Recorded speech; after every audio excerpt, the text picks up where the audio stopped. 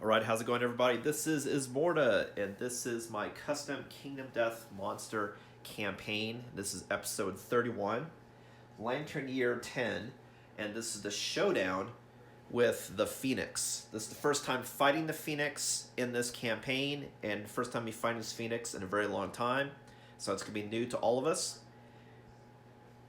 This is the initial setup. Everything's ready to go. I had changed the initial placement and a little bit of this stone face and some of these people a little bit, just to have possibly a more tactical advantage by having everyone else starting out hiding and having the stone face a little bit closer, so you can do a figure 8 around it.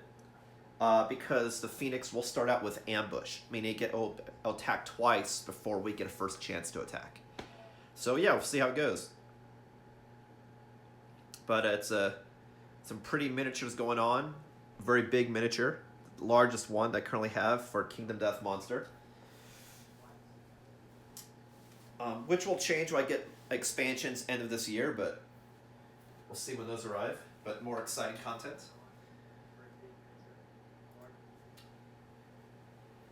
Alright, so let's do it.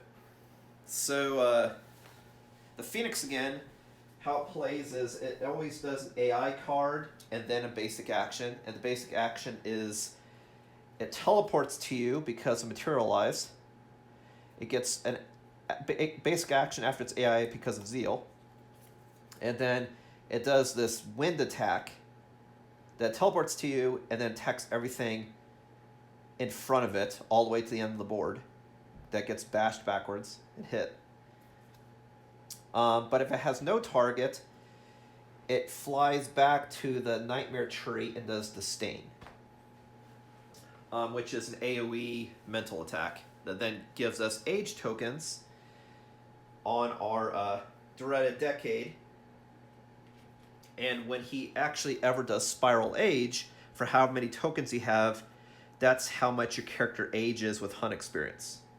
And if you retire while Spiral Age, you vanish.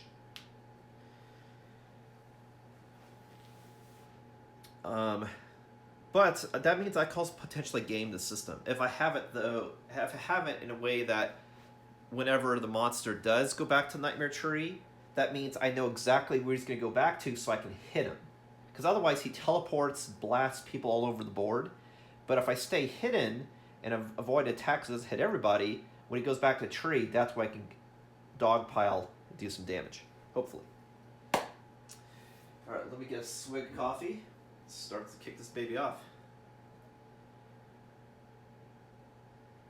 So being a big miniature, this is also the first one I'm fighting that takes up a gear grid.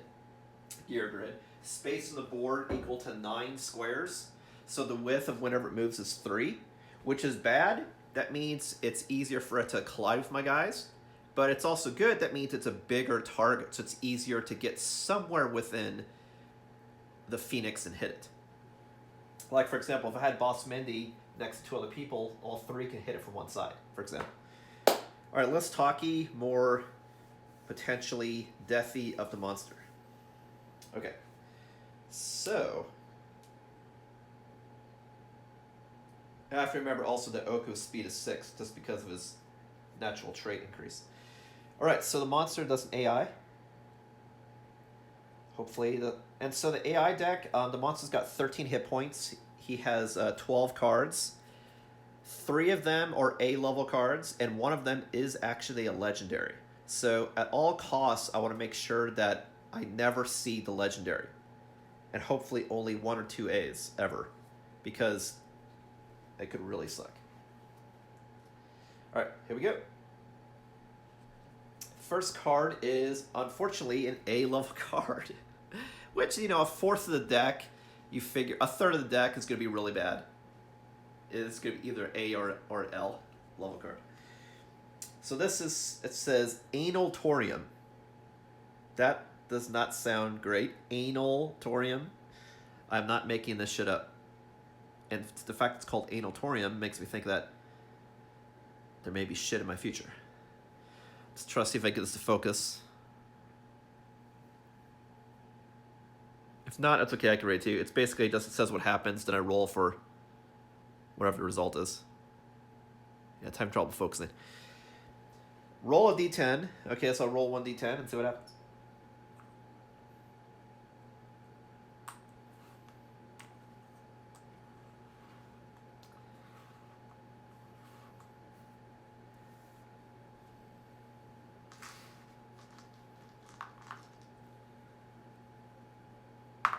Rolled a 9. On a 6+, a random survivor in the blind spot is pulled into his ass. Wow. Okay, avoid that in the future. Because, like, you want to hit his blind spot because it's easier to hit with weapons, but God, he gets sucked into his ass. Okay.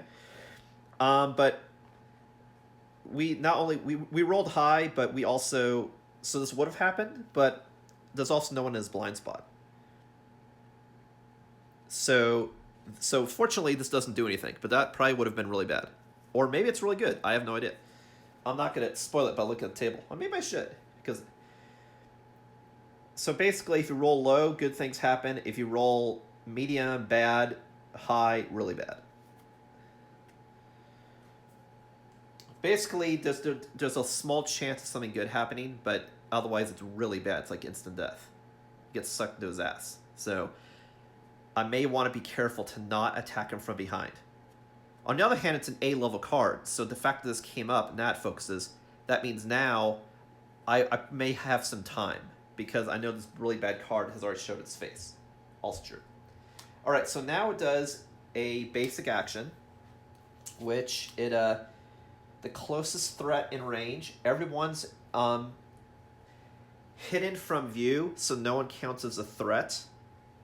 So that means he's going to do Disdain, which is place Phoenix at the center of the Nightmare Tree. It emits a hissing moan.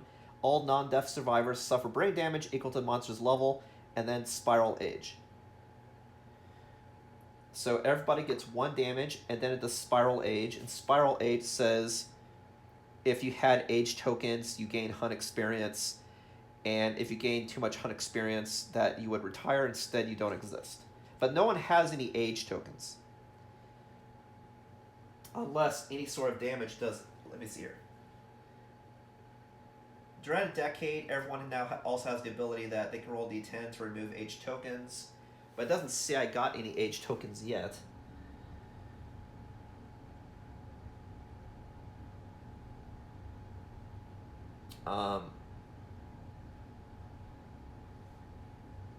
Yeah, this says I take brain damage. It doesn't say I get any age tokens yet. So that's good. But everyone takes 1 brain damage. So this goes from 23 to 22. This goes 7 to 6. This goes 1 to 0, which is really dangerous for Eve, and then 7 to 6. And how I got blasted on Insanity and blasted on Adam's Survival was because of the hunt.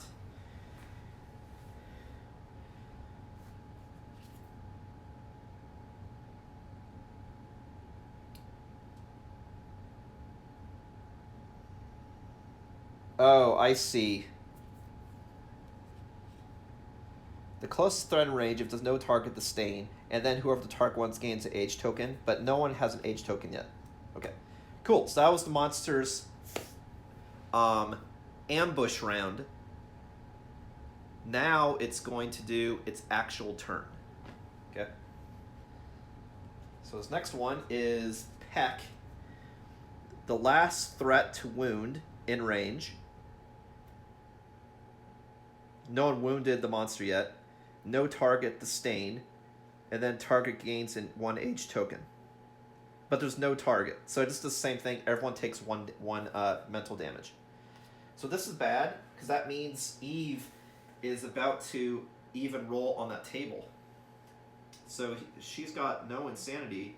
I don't know why I put a 0. It's weird. So it takes light damage to brain. Adam goes to 5. Oko goes to 21. And Timothy goes to 5. So currently the monster's still sitting there. All right, so now it's Argo. Okay, so the question is what are we going to do? Eve has a high chance of dying, so I kind of want to use her ability if possible. But if I use her ability, she's going to get 6 hunt experience, and if she gets any more, she's going to die. Because she can gain 6, but if she gains 2 more, then she's going to be retired. Which is going to happen anyway after this fight. I want to be able to... Well, my point is I want to be able to use her if possible. But I could also just do a normal attack and just add to her luck also. That might be the better way to go, possibly. Or I could do the Clawhead Arrow or the Bone Club. I have a lot of options here.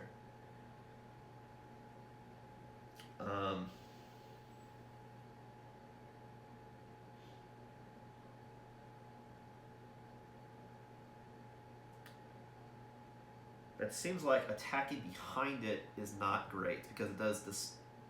It had an anal attack, which is weird. But I'm assuming attacking in front of it's probably not great either.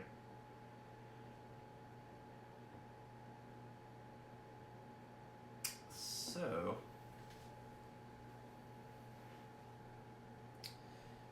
let's go.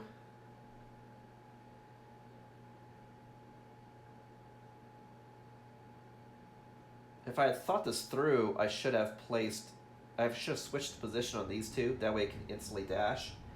And this one, who could pounce? So I set them, so like these two should actually be switched. Because that way they could start out with a 1, 2, 3, 4, 5 and get behind it. Okay. I'm gonna do that just because nothing's happening with them anyway. I just realized I can avoid spending survival to dash, and I can immediately go into the attack, which I think would be great. I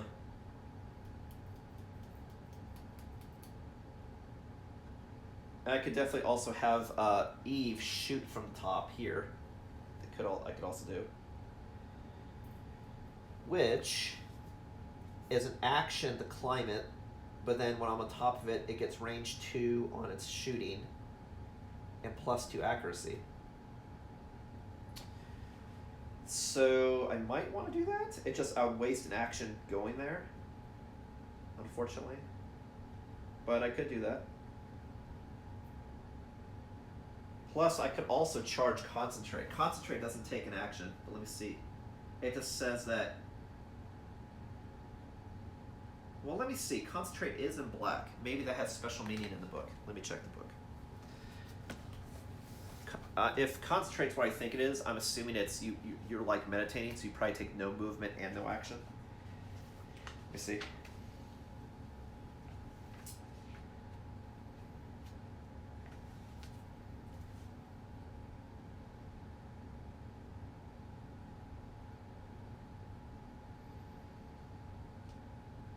I'll read it to you. Concentrate. You need to focus your mind to perform extraordinary feats. At the start of your act, declare your intent to concentrate. Immediately end your act and attempt to concentrate until the start of your next act. To successfully concentrate, you cannot perform any kind of actions, move for any reason, suffer knockdown, suffer any kind of damage, and gain any bleeding or negative attribute tokens. So that's really hard to do. That means you have to not be hit by anything at all. And here, the monster is always doing the stain. So I don't think I'll be able to pull off Concentrate at all. But if I wanted to, I could add to her luck by not doing Lucerne's Lantern, but by doing just Lucerne, which is you gain X luck equal to number affinity, and you also gain that much age. Okay.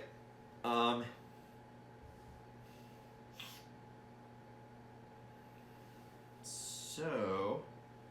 I think for her, I'm just going to get atop this. And then once I'm atop it, I can then move. Right? You move normally on it, and everyone can draw a line of sight.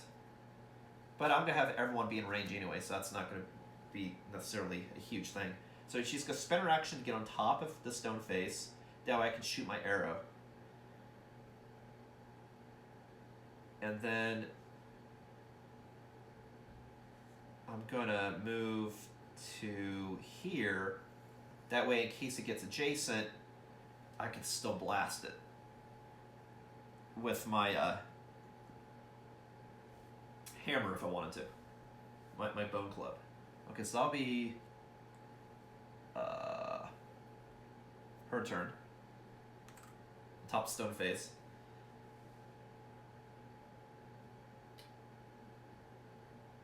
Next, I'll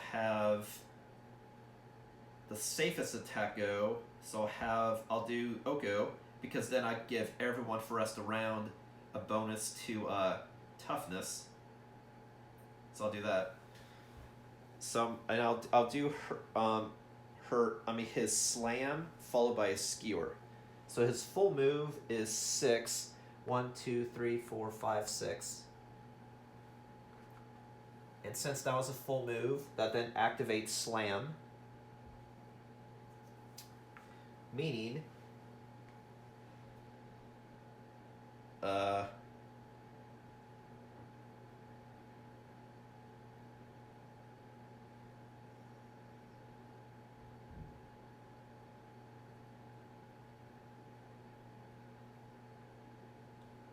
the question is, can you hit somebody on the Nightmare Tree? That's another problem. The Nightmare Tree blocks,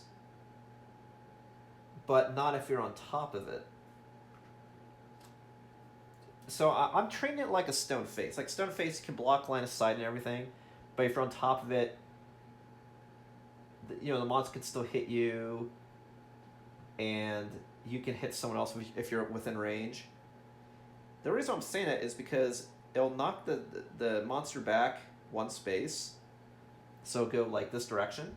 But then I have range. It's in the tree, so I'm like poking it in the tree.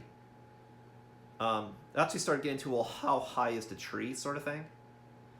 Because it's supposed to be like this object, but still is a stone face. But stone face is like, you know what I mean? Like what is? Can you hit someone on the Nightmare Tree? So let me try to look that up right quick, because that is a problem. Like if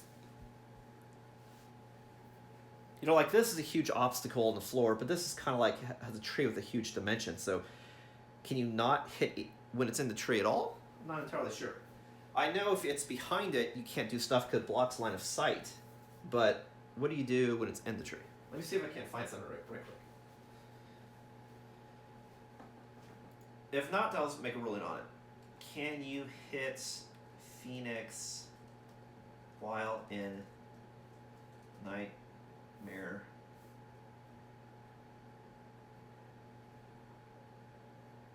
Tree?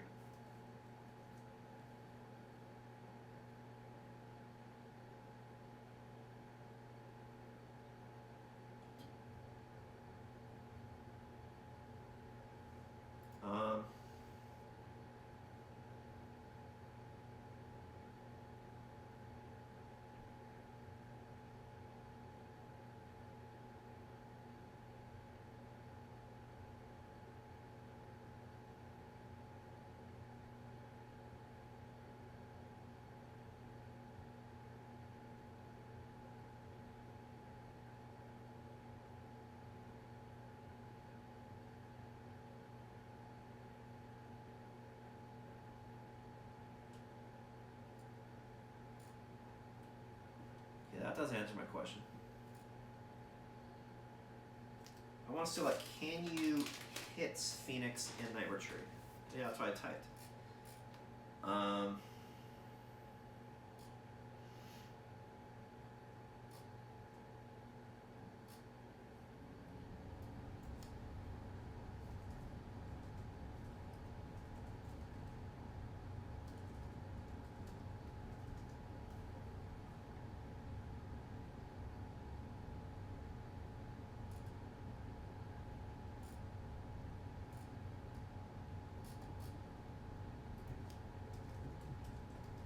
Again, I'm just researching if I can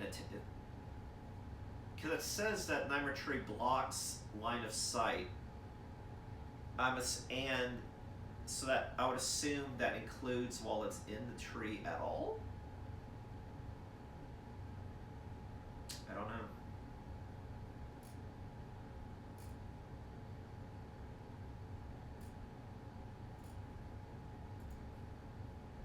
If you're watching the stream and do know, definitely chime in. I just don't know the ruling on this.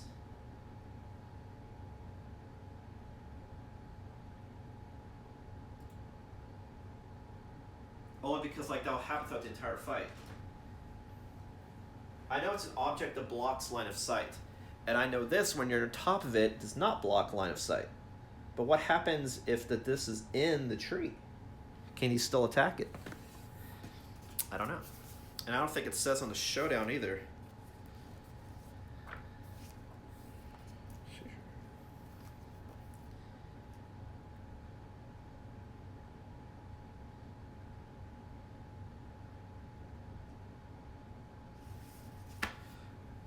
Alright, let's go back to the tree. It says, the Nightmare Tree blocks survivor and monster field of view.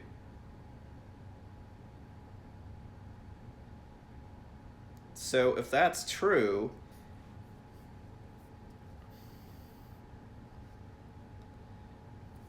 then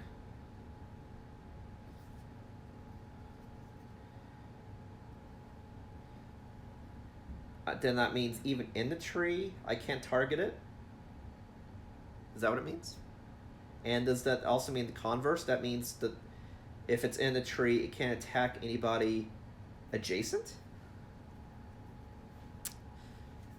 See, I'm just curious because like this is a huge problem, actually.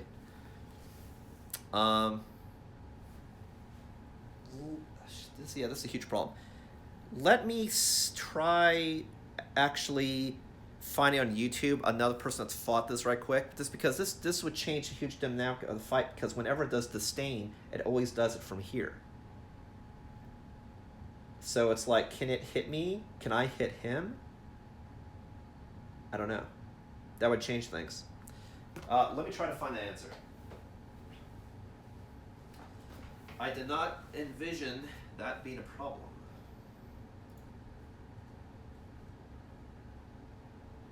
Sorry about the delay, but it's a huge part of the fight. I know like I said, I know the ruling for Stone Face and how it works, but if something's in the tree, does that mean a monster in the tree can't target anything else, and does that mean we can't target it? Considering, let's say it's a huge like maple tree way up there, I would assume that's true. We can't see each other, it just starts screeching. And that could totally be the way that I play it, because it does sort of make sense. But let me see if I can find an example of how it has worked.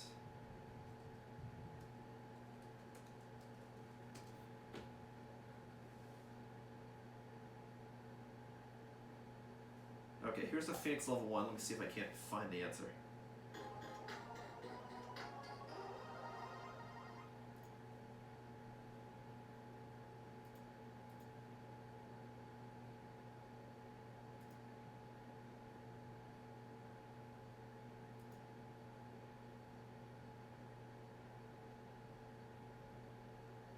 Again, sorry for the delay.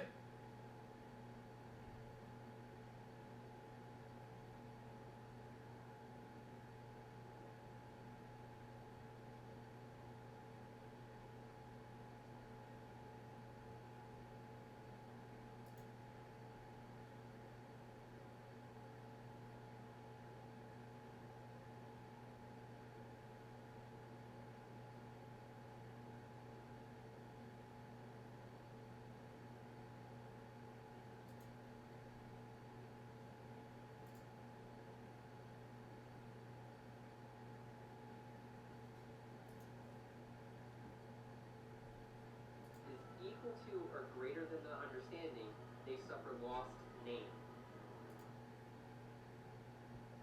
You know what? I'm just gonna have to house rule it. Like, I don't want to prolong this. Yeah, I'm just gonna house rule it. That makes sense. Just like I've done previously for the story. So a stone face, it's like going over furniture. You can hide behind the furniture, no one can see you. But if you're on top of the furniture, then everyone can see you and you can see them. And the monster can go across the furniture. It gets huge. This is like a gigantic tree. You can go to the edge of the tree and try to loot it, but if something's in the tree, it can't see you.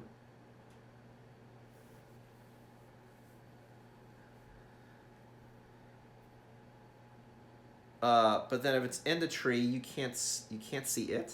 But then that means it can never leave the tree because it can't see you. You know what I mean?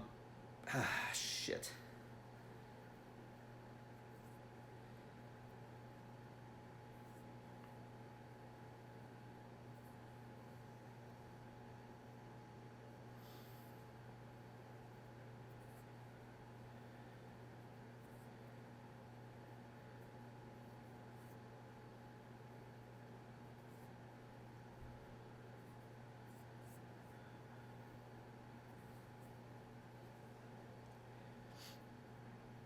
My understanding is any part of this square blocks line of sight, let's say, if I do straight from the rulings. So that means once in the tree, I can hit it. But once I hit it further in the tree, then I can't reach it. Because then I have a block of the nightmare tree, which then you have the ruling of the nightmare tree. And the reason why it doesn't affect it when it's on it, because there's no nightmare tree blocking its line of sight, like an adjacent hex. So I'll play that way. Okay. Which may be wrong, but again, it's not clear, and there isn't a provided example. And just because you watch someone do it online doesn't mean they did it correctly. It means they could just be using the best guess. Okay, so I'm going to say that because it's taking up this whole space, it's right there, I can hit it. So it goes back toughness 1. It gets knocked back 1. So that means it goes to here.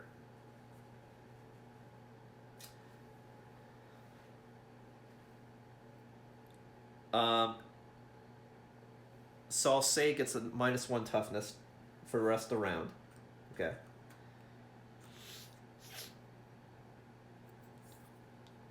But, and my character also gets bonuses. But the fact that now it's in the tree, when it's the tree block, we know that the tree blocks line of sight and is impassable. So that means I can't hit through it, even though I could. Is how I'm going to rule it. So then that's the end of the turn. But the monster was moved a little bit out of the tree. Okay, that's how I'm going to rule it. So now people can move in and attack it because, especially here and here, from behind and in front. That's what I'll say. Okay, so I knocked it out of the tree, but now I can't skewer it because it's all this tree crap's in the way. All right, but it's got -1 toughness, so its toughness right now is a 9 instead of a 10. Okay, so now I want to try to run in and do as much damage as possible. So I can hit from the front and the back. The back I know is dangerous, but we already got through an A card, so I'm just going to gamble as far as that goes. So this person is the guitar, this person is the skullcap hammer.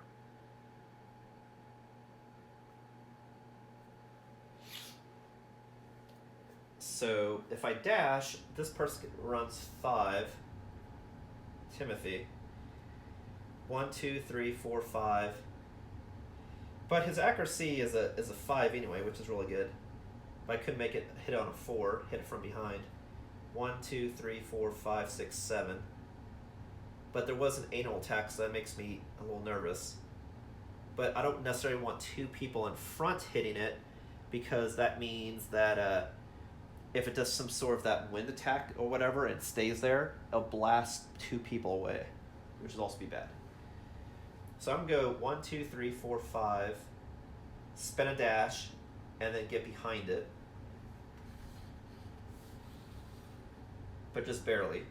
Okay, so I've moved, and he gets a... -1 survival. Goes to 5. Alright, and now he's going to attack. So his attack is... His accuracy is a 5, but it's 1 better because I'm hitting from behind in the blind spot, so that's a 6. Actually, let's see if the blind spot was any different for this fight. I know it's probably the 3 directly behind it, but let's just make sure. And again, like the ruling for the Nightmare Tree, maybe I'm not doing that correct. I'm just trying to play as correct as possible as I understand it.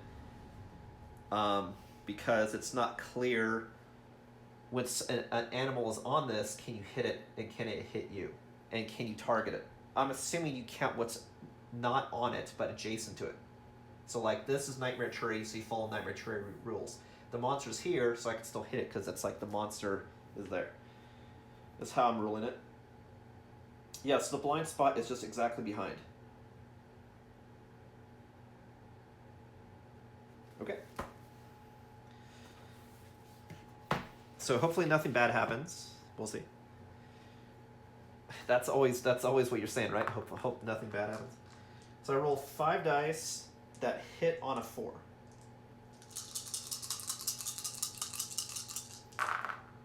So we got 4, 6, 7, 9, 4. So we got 5 hits. That is pretty crazy. All right, so let's see what we get. We got Feathered Breast. Time Stop, unfortunately. So that stops all traps. So that really sucks. Feathered Buttocks. Glorious Soft Belly. And Glorious Eye. Man, that's too bad. That's too bad. So we cancel all this stuff. The survivors are frozen in time. All survivors are doomed, so no survivors can spend survival. They can't block or use fighting arts. The attacker is caught helpless. Perform a basic action against the attacker, and all attack rolls hit on a 2+ regardless of any modifiers. So it's like he froze time, and we're just like frozen standing there. Here's what the card looked like. So that sucked, because that would have been like potentially 5 hits. You know? Christ. Alright. So he's just doing a basic attack and it hits on a 2. Okay, so I'll go ahead and reshuffle this before I forget.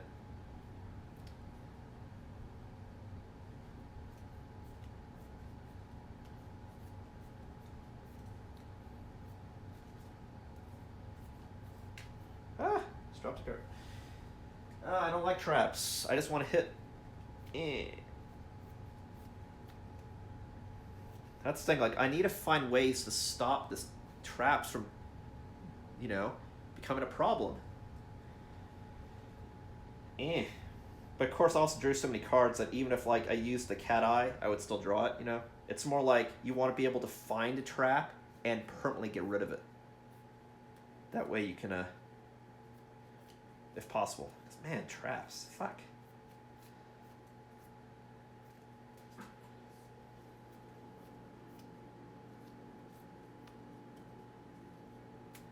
Okay, so we got a new hit deck. Now he's doing a basic action against Timothy. So it's the closest threat in range. So it's going to turn.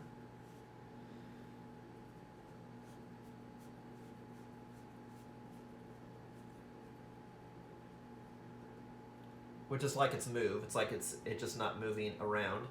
But then it also has Materialize. So you remove the monster from the Showdown board and place it adjacent to the target, and it must be placed so its base covers as many survivors as possible. So that means what it's actually going to do is come off and land here instead. And then it does knockback because it collided. Right? We suffer collision, which I believe is knockback 5. 1, 2, 3, 4, 5. And knockdown.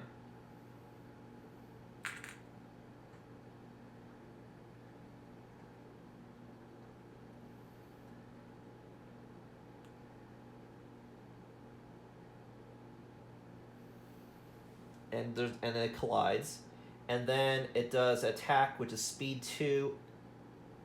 That hits on a 2+ regardless. So like, even though he's got some evasion, it doesn't matter. He still hits on a 2+ regardless. Is what it's saying, because of the trap anyway. So I rolled a 1 and a 7, so that was really lucky. So just 1 hit, which is to the head, which will do 2 damage to the head, and then he'll get a bleed, and he definitely gets an age token because he's targeted before all this stuff happens. So who is that? Timothy gets an age token.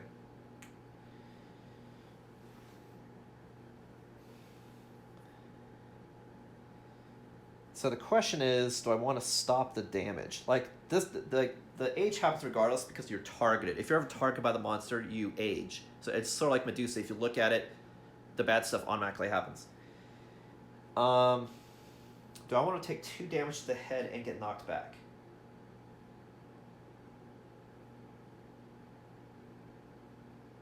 And it'll be knocked back 7, so I'll be really far away. And I'll get a bleed.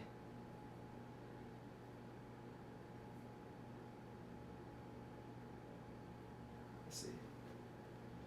You know what? I want to stay in combat range if possible, so I can still do stuff. So you know what? I'm gonna spend a survival and prevent the damage. Okay, so that was the end of his attack. That was a trap. We've already reshuffled, right? So now, who's left? We have one person left that can do a turn, which is Adam. So I want to try to daze it so it has -1 speed, and again, I want to try to do some fucking damage. So 1, 2, 3, 4, 5 is what I could do. So we'll do that.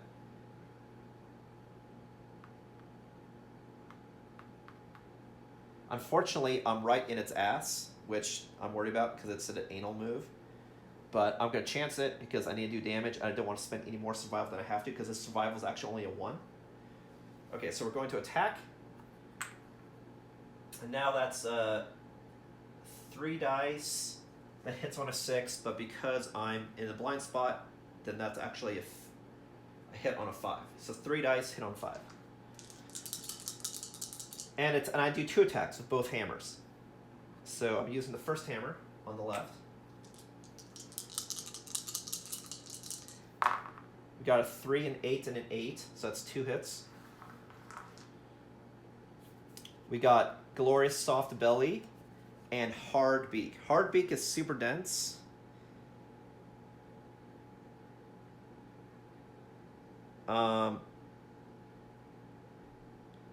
Which just means if something's frail. Actually, I'll reach it. I forget the difference between super dense and impervious. So let me check.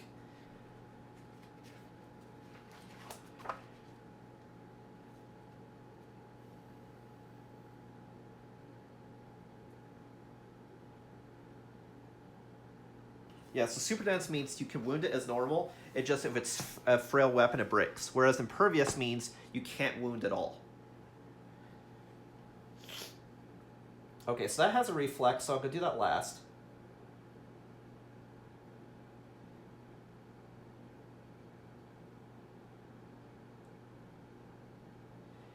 And the Glorious Soft Belly says I can wound it, but if I wound it, it'll do a rewind. And when it does rewind,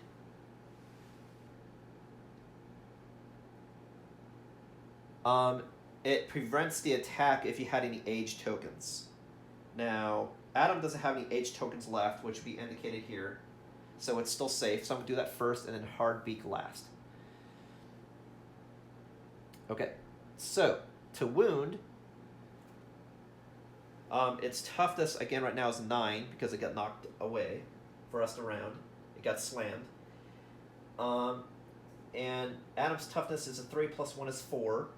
So 9 minus 4 is a 5. So I hit on a 5 plus. I hit on a 5 and I crit on a 10. Oh shit, Natural Lantern. Wow. Very exciting. Critical hit. So we get 1 wound.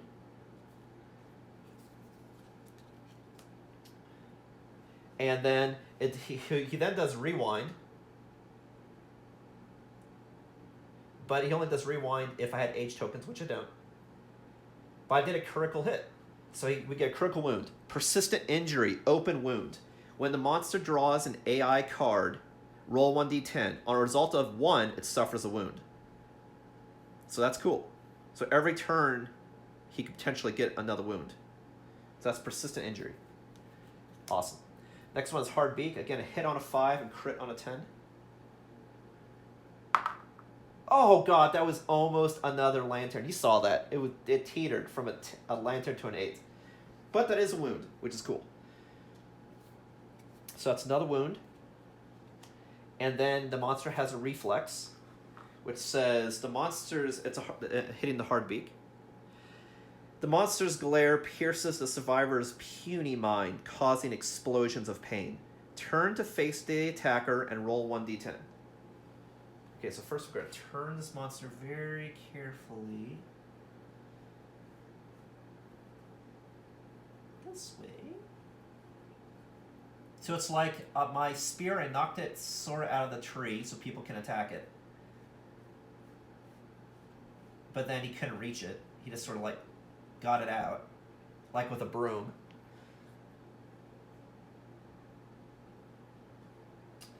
We hit it a couple times.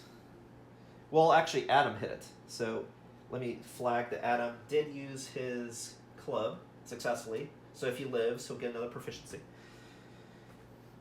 First time I've actually remembered. Okay. Turn to face the attacker and roll 1d10, which is a 10.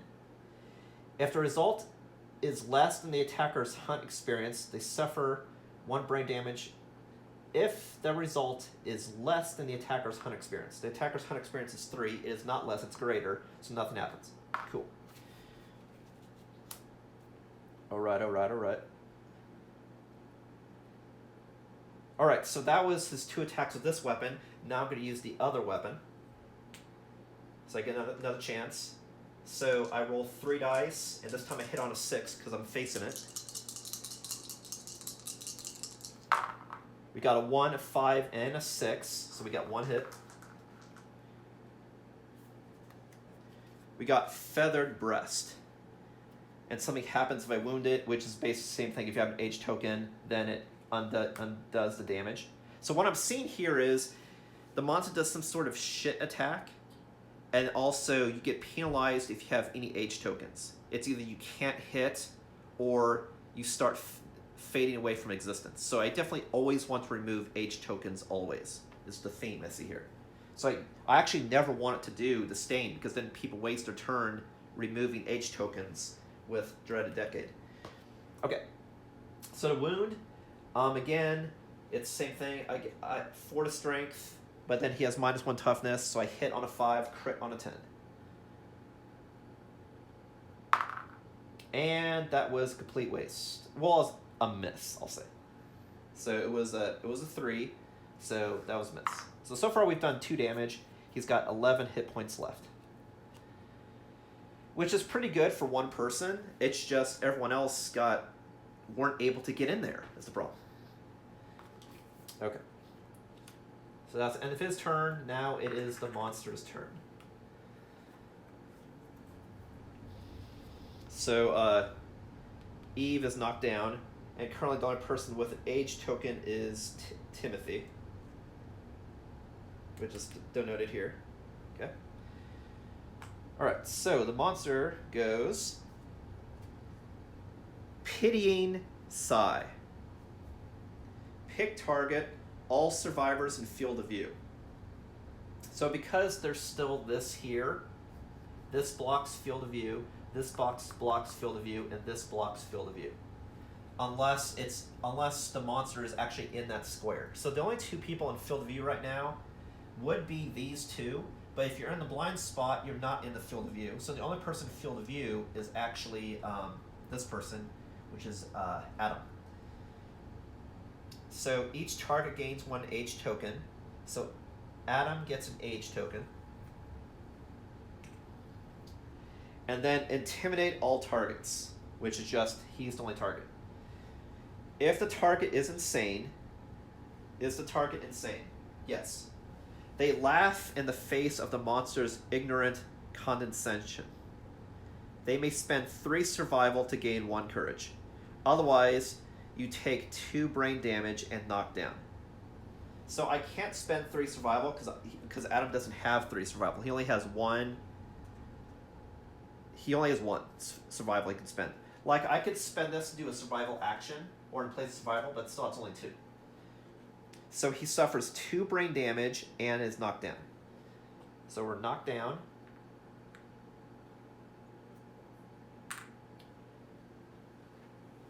I just do this to denote if it was our turn or monster's turn, because that means every time it's his turn, 1 goes away.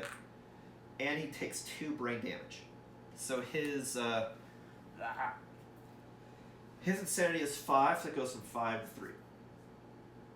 But he's also so, unfortunately, that could also do Frenzy Drink, which might be something he actually does. But I have to spend an action to do it, which so I have to delay a turn. Plus, people have age tokens. Okay, so that's the end of the monster's turn. AI, now he also does a basic action. The closest threat in range, which is still...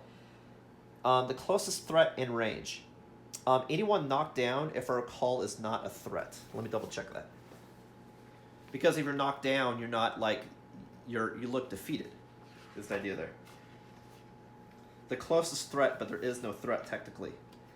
Because these 2 are blocked by line of sight. This is in blind spots, a line of sight, and this is knocked down. If you're knocked down, I don't believe you're a threat. So that's what I'm checking right now. I'm looking up knocked down.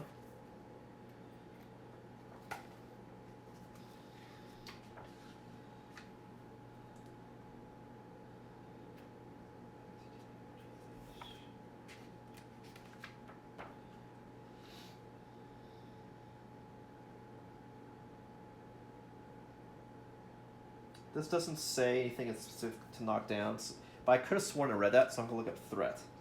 And if I don't see anything there, I'll look at the survivor. Because I could have sworn I read that if you're knocked down, you're not a threat. So now I'm looking up the word threat.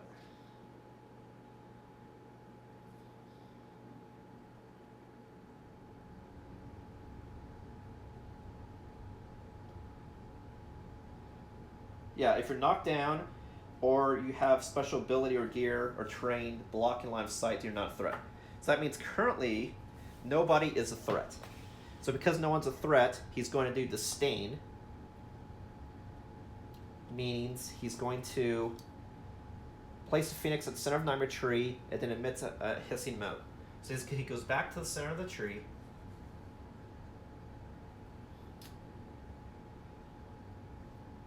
And then he does disdain. Let's see what that does again. All non-death survivors suffer brain damage equal to the monster's level, and then he does Spiral Age.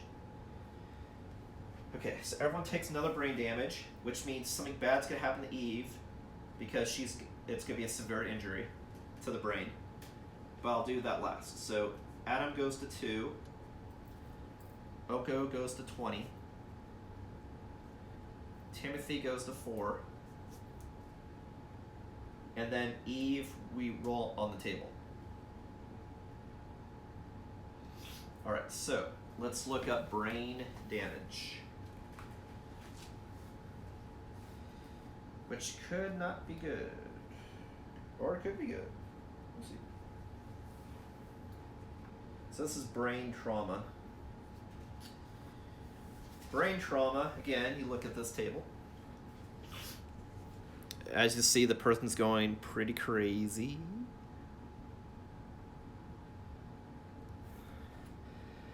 Let's see what happens. Okay, so roll a d10.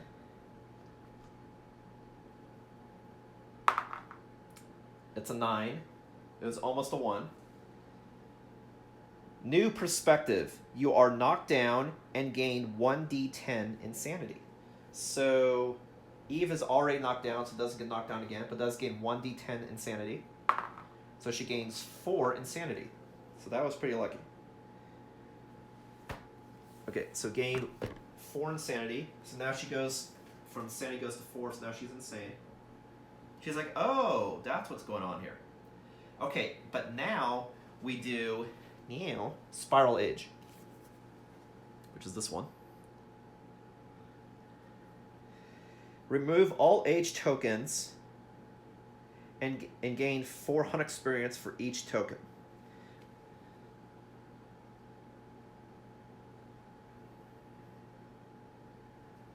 Okay, so who has tokens?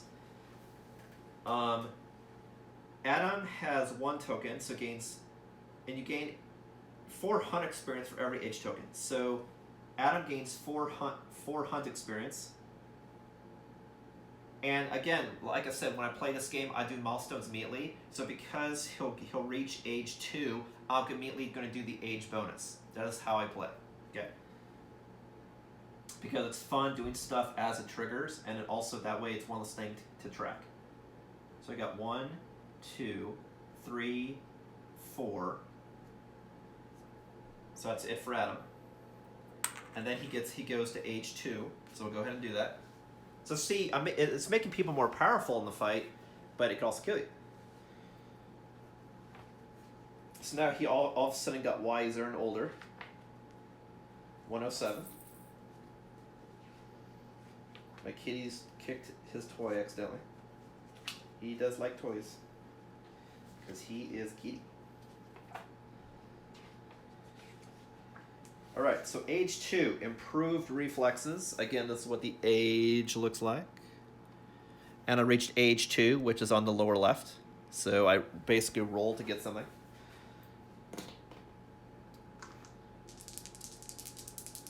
So we got a 4 and a 1, which is a 5. Gain 1 random fighting art. Fantastic. I'll keep the age page open because some tell me it's going to happen a lot.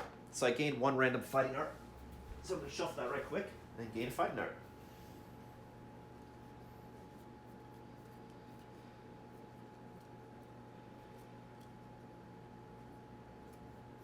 It's like this person now like accelerating to the future. It's like, oh wow, I have new understanding, experiences, and physicality.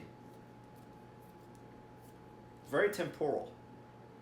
And the only other attacks I've seen the monster can do is it can bite, it had an anal attack, and then it could do like a razor wind.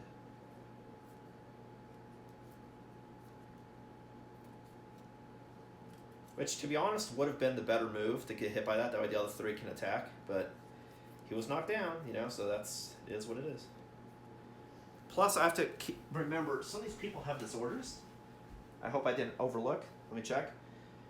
We get hit in the head, knocked down.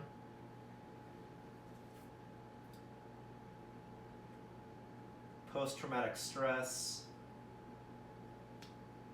And yeah. Okay, so the fighting art is Unconscious Fighter. It takes 7 bleeds to kill you. And I just dropped all my cards. Alright, so next is I want to add this. So Adam already has 3 fighting arts, and he gained Unconscious Fighter, so that means I have to remove 1. So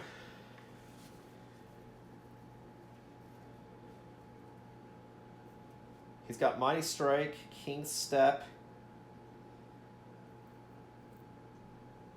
So for the purpose of this battle, Extra Sense is really good. I'm going to get rid of King's Step. And we're going to add Unconscious Fighter.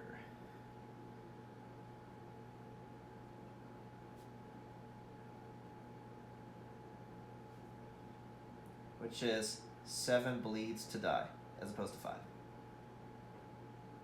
Because what bleeds is, if you get bleeds, doesn't matter if you keep rolling well on the survival table or not, is you get too much bleeds, you die. Okay, I'll have to reshuffle the fighter deck, but we'll do that later. Okay, so he gained a fighting art, so he got a little bit more powerful actually, and now he can do battle as normal. Okay, so the other person was Oko. Oko, same thing, is going to have stuff happen. These go away.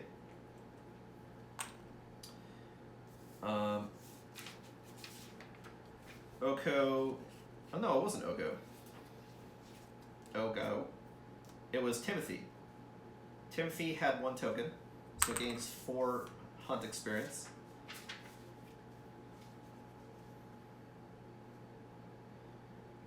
Which means we'll go to age 1 and can choose a proficiency. So the proficiency is going to be Qatar. And then we do age 1, which is, again, I can gain a random stat. 6 plus 9 is a 15. 15 is gain a random fighting art, so I got to shuffle the deck again. Gets a random fighting art.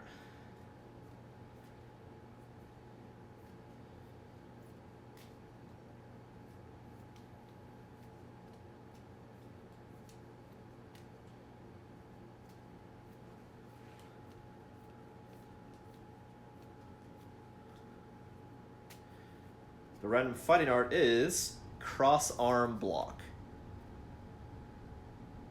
Whenever you're hit, after hit locations are rolled, you can change 1 result to the arm location.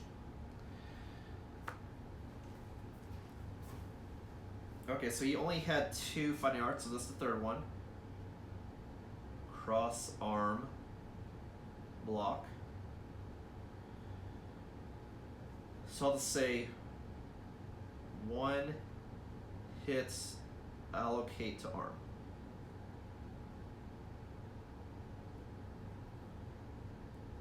Okay. Alright. So that was it for Spiral Age. And for the monster's turn, now it's our turn. And let's see. So Eve gets up, but Adam is still knocked down. And now it's us. Okay, so again, the ruling that I'm having is since the monster's here, there's no square of an obstacle blocking, so everyone can attack it in the tree. Is how I'm playing, which could be incorrect, but you know, there needs to be more information on how to play. What can I say?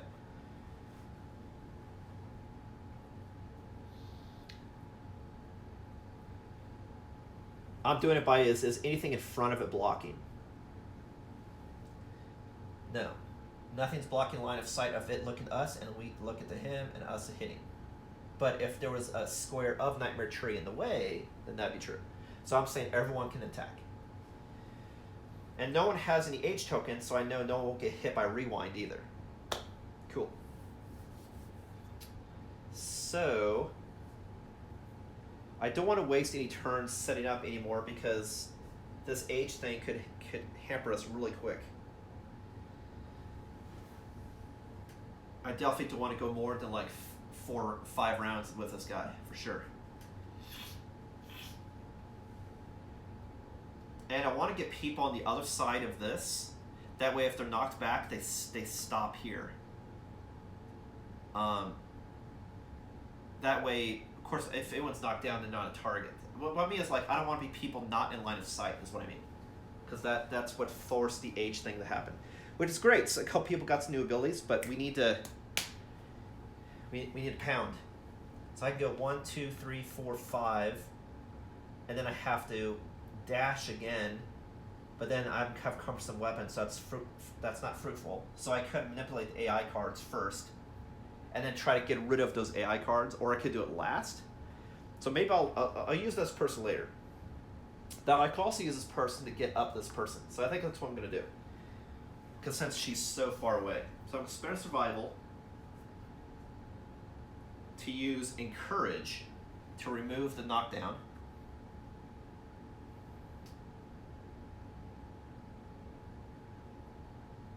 Okay. And then she's going to spend the rest of her action to move. We're going to go 1, 2, 3, 4, 5. But then if I wanted to, I could also dash. But I'm also not in line of sight if I'm here. So I want to get in a position that I can at least attack it. So maybe I'll go 1, 2, 3, 4, 5. That way I'm not close enough to its ass, but at the same time, I can still shoot it. Okay, so we'll go there, and we'll spend a dash. So now survival goes to 4. Okay.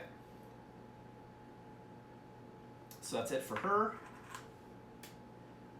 Next up, I'll have, who should go next? The -1 toughness does go away.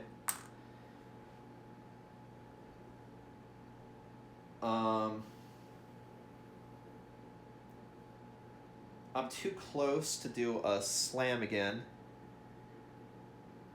but it's not a bad idea. But I'd have to dash to do it. So what I mean is, like, I'd have to dash backwards and then go 1, 2, 3, 4, 5, 6 if I wanted to slam it.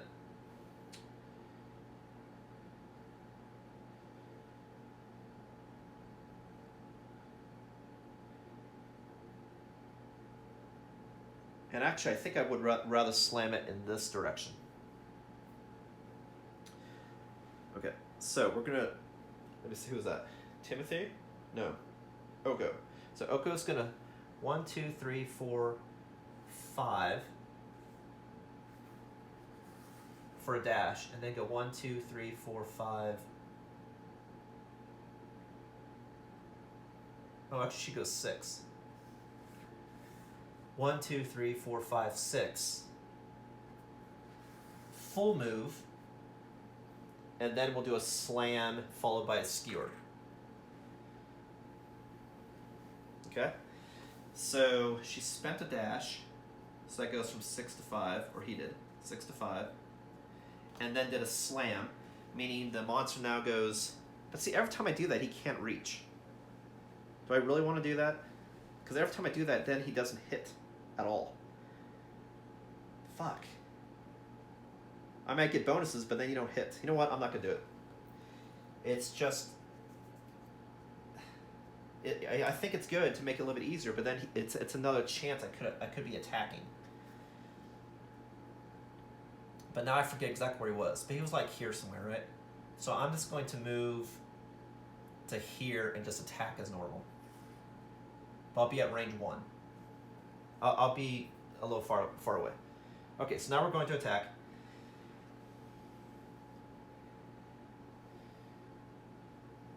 And again, like, I don't know the ruling when it's in the tree. It could be that anything in the tree, but it doesn't make any sense. Because if it's in the tree, the monster also couldn't target anything. And then, so you move the threats, but this also blocks, you know what I mean? Like, it also blocks monster. So it's got to be the same rules for both. So the fact that there's nothing adjacent on the outside, that's a nightmare tree, means it can see. Same with me. But if there was a tree, part of the tree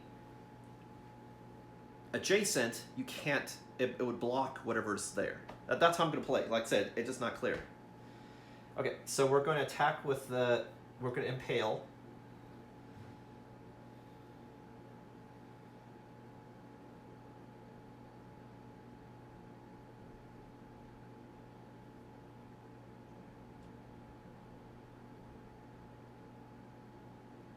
And I get that the fact that the monster materializes, meaning that it can get away from the tree, but it's like, how does it that means, you know, it would be the same threat. Like, it would never leave the tree if its line of sight is blocked by the tree. You know?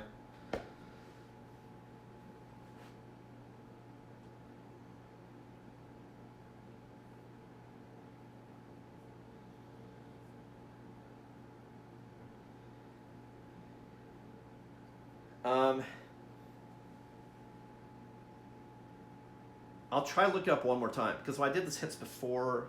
No, you know what, I'll keep playing. I'll be consistent. If I play differently, I'll play different next time I fight it and try to research it, since now I see that this is a situation, right? Alright, so let's just keep going. I'm following the same rules example as this. Like, it blocks line of sight, but if you're on top of it, everyone can see you and you can see it. Alright, so we're attacking. So the spear attacks at... rolls 2 dice and hits on a 3.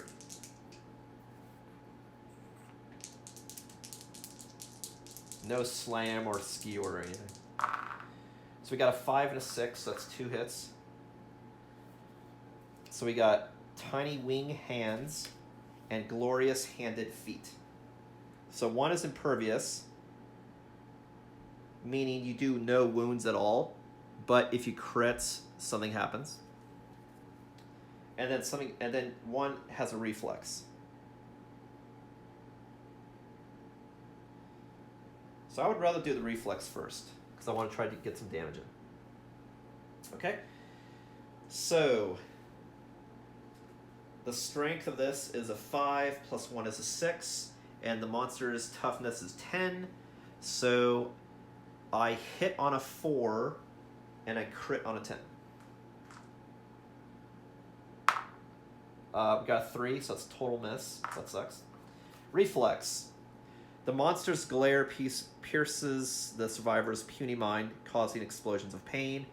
Turn to face the attacker and roll a d10.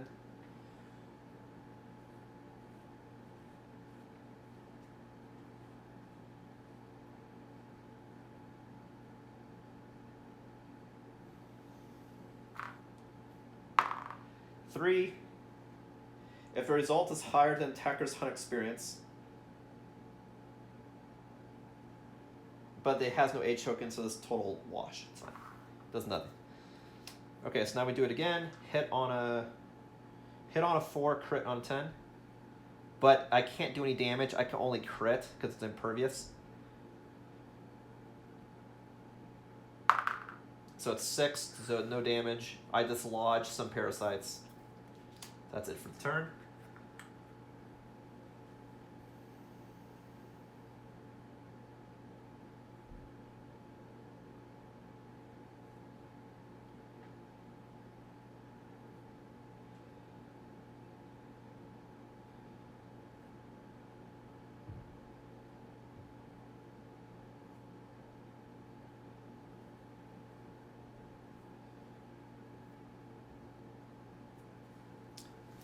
Actually, let me see in the terrain section right quick to see if that doesn't have a quick answer. Again, if nothing presents itself, I'll just keep playing as normal.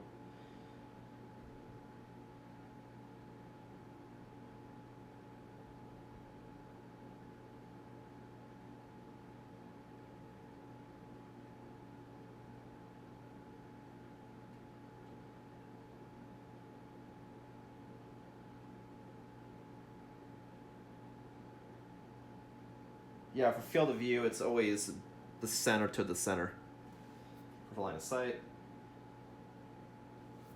But no, that's all it says. So, like I said, I may be playing this incorrectly, but I'll try to find some more information after this fight.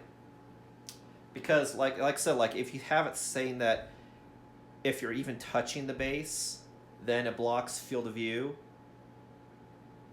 then that means the monster then would never see anybody and never move anywhere. Nobody would ever be a target. So it'd always just sit there on the screen.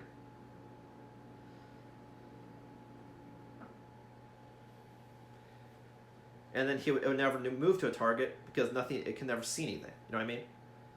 So anyway, that's how I'm playing. That it's got, if there's something impassable or terrain adjacent to you that would block you from doing something else. But if you're on top of it, you're checking here, and they're free targets. So anyway, that's how we're going to play. Could be wrong.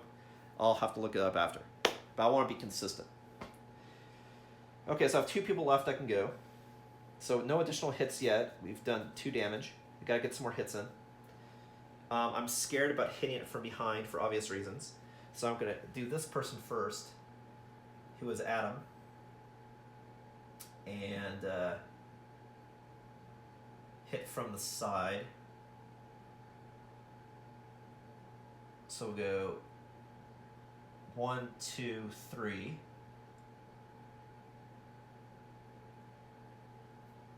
And we'll attack. Again, that is Adam. He's doing the skullcap hammer. So he's going to do his first hammer on the left. And he rolls 3 dice and will hit on a 6.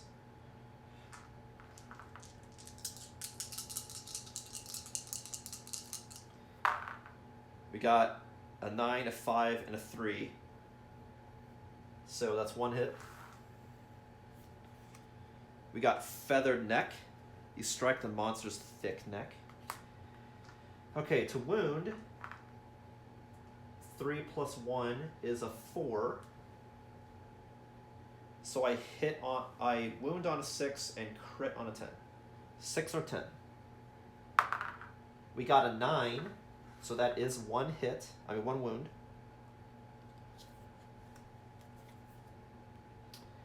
And no critical effect. Cool, but you know we're getting in there. We're getting in there. That's what matters. We're getting in there. And lastly, I have. Oh no, he can still attack with his other weapon still. Right. So I can use the other hammer and do it again. Almost forgot.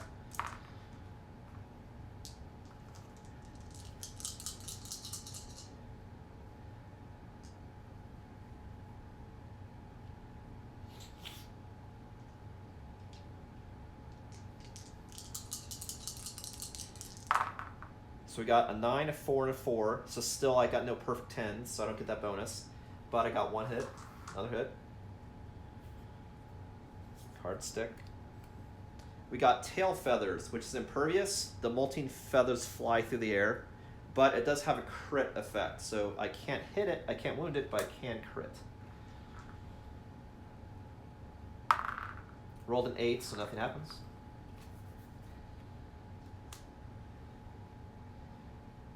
Okay, so now I got... Okay, no one's got any age tokens, which is good, currently. Now I'll go behind it, and I'll go here, just in case if it gets out of range, I can spend an action to pick that up. But I want to be directly behind its ass, because since there was an anal move, which is weird. So I'll be there, and I get +1 to accuracy. So I roll 5 dice, and I'll hit on a 4.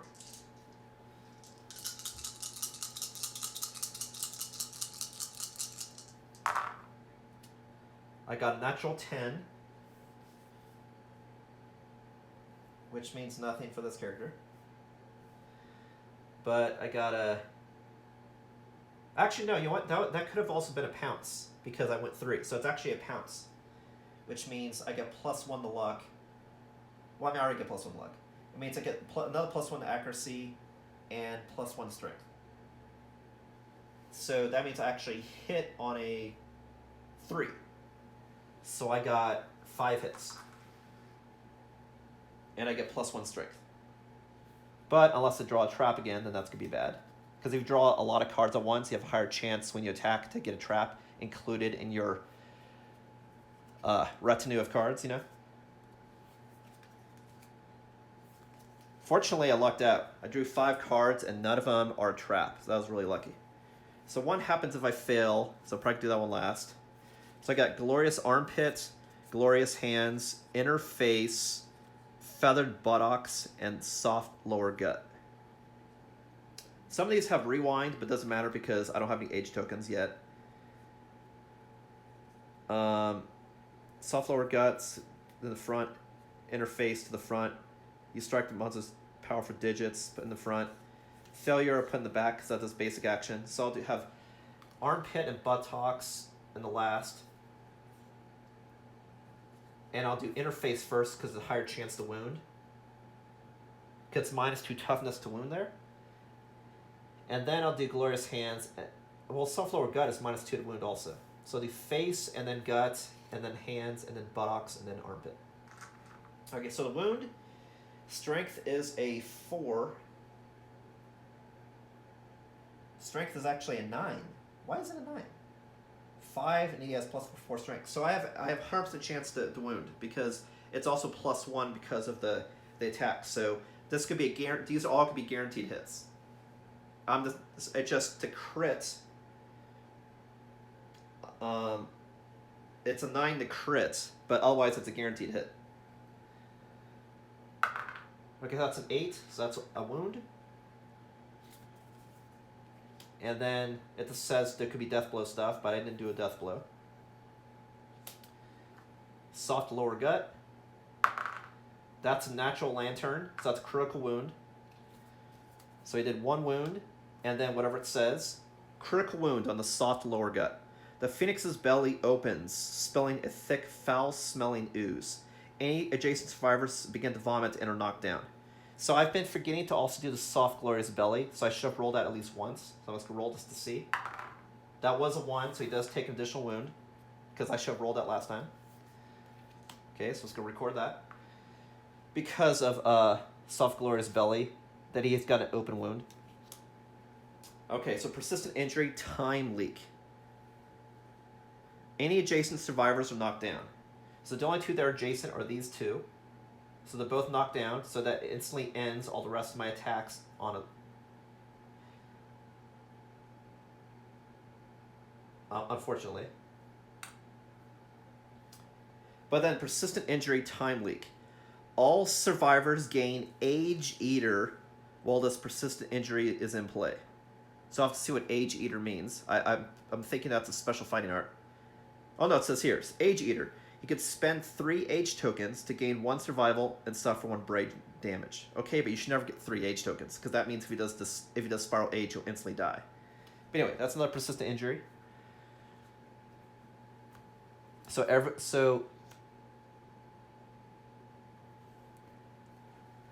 any adjacent, all survivors for the rest of the showdown have Age Eater. So if you have 3 Age tokens, you can spend them for no survival to gain 1 survival but you take 1 brain damage. So I don't exactly see the benefit of that. It's just a way that you can gain survival. Okay, sure. But because I'm knocked down, this stops all the rest of the attacks. But we got a couple hits in, and then I forgot to, again, like I said, I forgot to roll for the open wound, which we did get another wound because I rolled a 1. So currently we've done 6 damage to the beast, so he's half dead.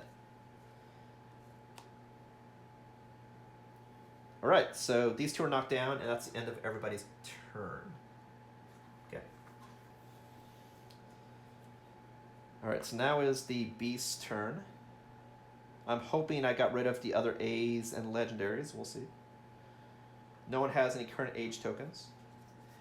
Alright, so this is a B. Wing Punch. A random survivor. Doesn't matter who. Everyone's a current target anyway. Well, I mean, it doesn't say... I mean, you're not... It doesn't say go after a threat. Because if you're hiding your threat, it just says any survivor.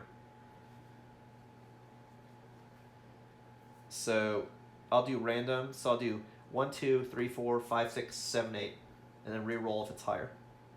1, 2, 3, 4, 5, 6, 7, 8. So this person who's knocked down will be the target. Target gains 1 Age token. So that is Timothy. The target is doomed. Oh, I see. You normally move. You only do materialize when it says materialize. Oh, I may have played that incorrectly. I thought whenever it moves, you materialize. This just tells you that whenever you get materialize, how to play the card. Okay. I see. But, I'll keep rolling with it. I'll say materialize when it did it. Whatever. I'll just keep going.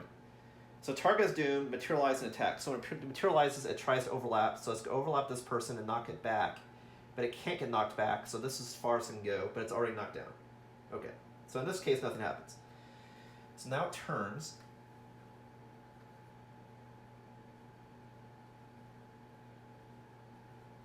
I must be careful because the amount of glue holding it is actually, or that wielded it, is actually thin. So just trying to be careful. So he turns like so. This person would be knocked down, blah, blah, blah, blah, blah, but it's already blah. So speed 1, accuracy 2, and it does 4 damage on this attack. A wing punch. So it's taking its wing, kind of put into a fitch, and it's going, wham, knock it with its wing. Wham. Okay, speed 1. Got the target Timothy. His evasion's 1, so it hits on a 3+. It's a 4, so it is a hit. So that's going to be 4 damage to the foot, which would be heavy damage, so I'm going to spend a survival to stop knockback and damage, all that stuff. So that's Timothy, so it's going 4 to 3. Oh no, but you're doomed. Doomed, you can't spend survival. Right. No survival. Right. So it's 4 damage to foot. So that's heavy damage. And is knocked down, but he's already knocked down.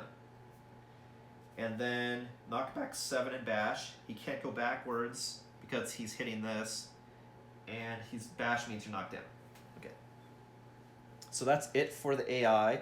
Now he does his basic action, which is the closest threat in range. Anyone knocked down is not a threat. This person is not in the blind spot, so these two are both threats. So the closest threat would be the smallest amount of turn, is how I rule it. So I would say that then it would move, and the next threat it sees is this person.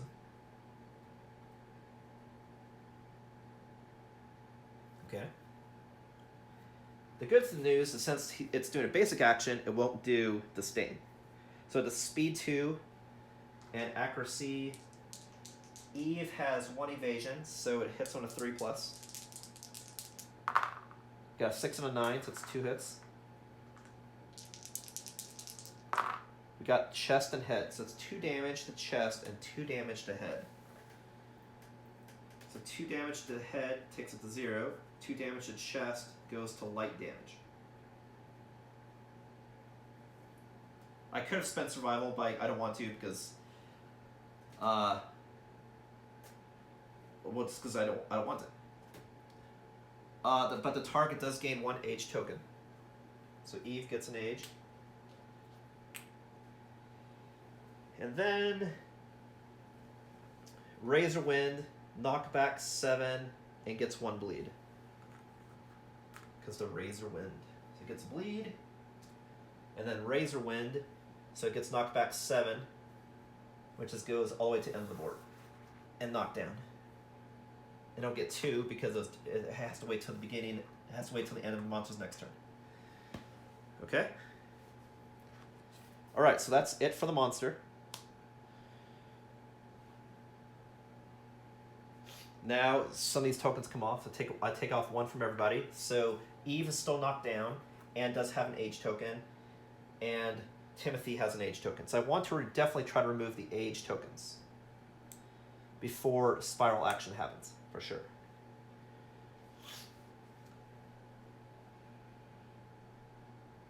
So I can use somebody to pick her up.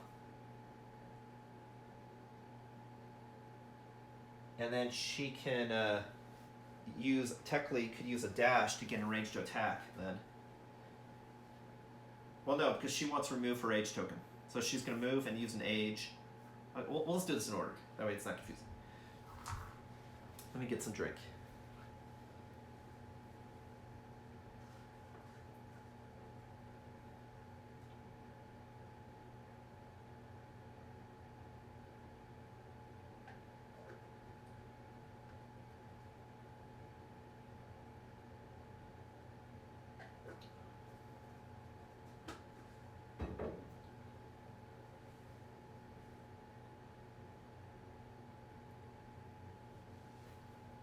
So it's kind of like what the Phoenix is currently standing on is, it's kind of like the Nightmare Tree. It's like a huge log, right?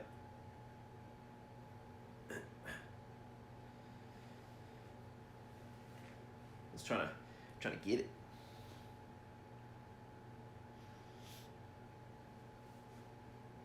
And for the purpose of this, I could say the Nightmare Tree was like broken or bent over. So if I find different ruling next time, we can play it differently. It's how we'll RP it, okay? Because you see right here, it's like standing on a tree that's kind of like broken over, right? So that's how we'll play it.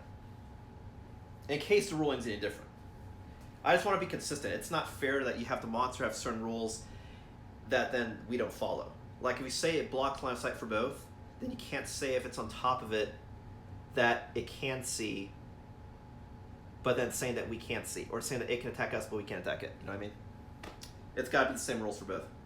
Because the ruling originally says it applies equally to both. Okay.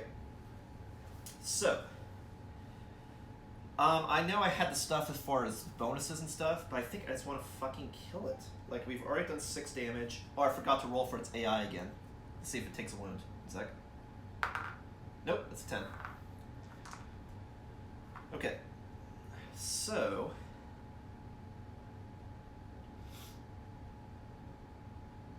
I want to remove the age tokens first, because if I do a reaction that does spiral age or something, or a basic action, that's going to suck.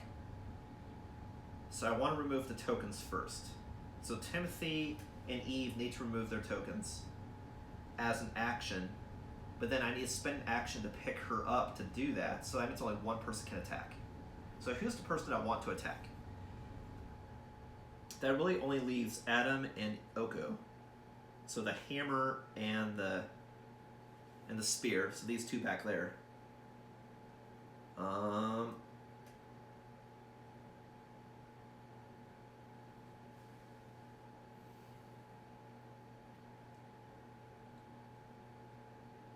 Honestly, the spear has a greater chance at hitting.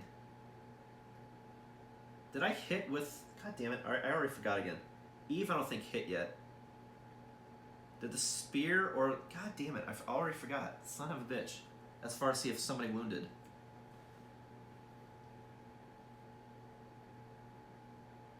I want to say I did damage with both. But I don't remember off the top of my head. But let's assume so. So did these both already hit?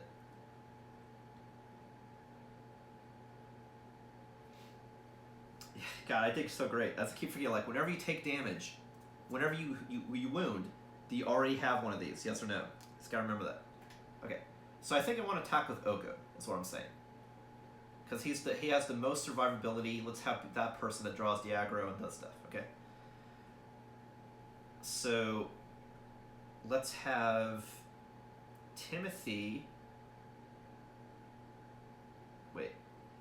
Adam is going to pick up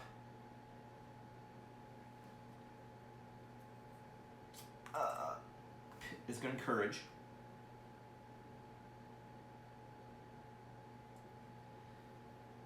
Adam's going to encourage, and its turn.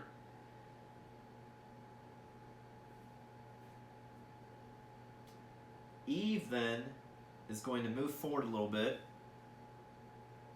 1, 2, 3, 4, 5, and spend her action to try to remove the age token. By doing Dread Decade, it can roll d10. If the result is equal to or less than your insanity, you remove all age tokens. So I have to roll a 4 or less to remove the age token. Roll the 6, so it does stay, unfortunately. Of course, I wonder, does this say you have to remove 3 or can remove up to 3? Age Eater. Spend 3 age... No, it's spend action. So you have to have 3 age tokens to do it. Okay. Next up, Timothy is going to use an action. I'm just going to stay there to try to remove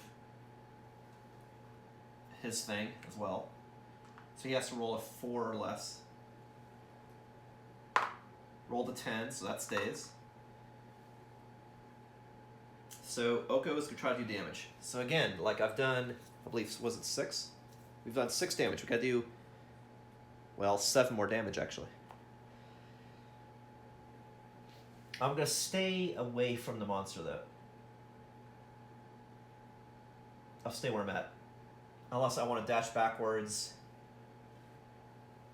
Nah. Because if I knock it this way, then he'll get hit. Oh, collide. But you don't take collision damage. That's also true.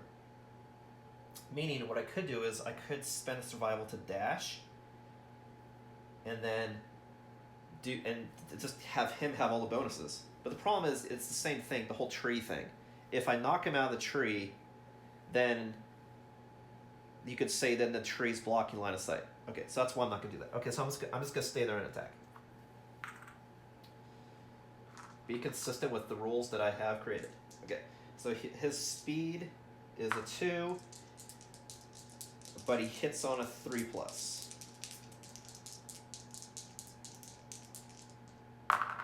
We got a 10 and a 1. On a perfect hit, gain +1 insanity. So it goes to 21. I've been forgetting to use the monster controller at all.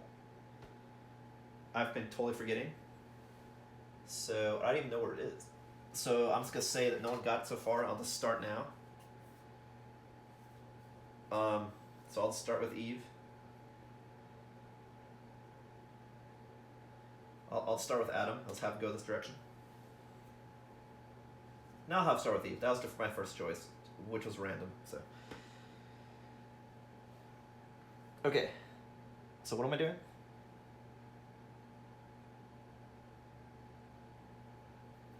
So I got 1 hit, a 1 and a 10. So it's 1 hit. I got perfect hit, so I gained 1 insanity.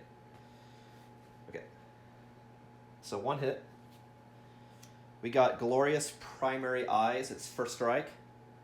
I must do this location first.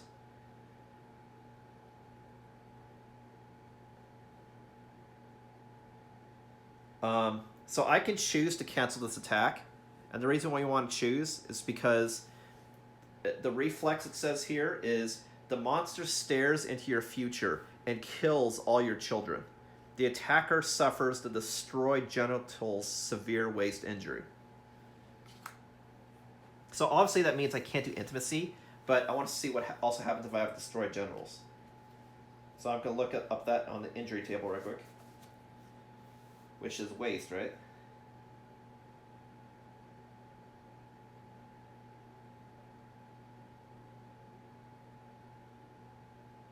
Do I want to have destroyed genitals? I would get a random disorder and then also knock down. But also gain 3 insanity, bleeding.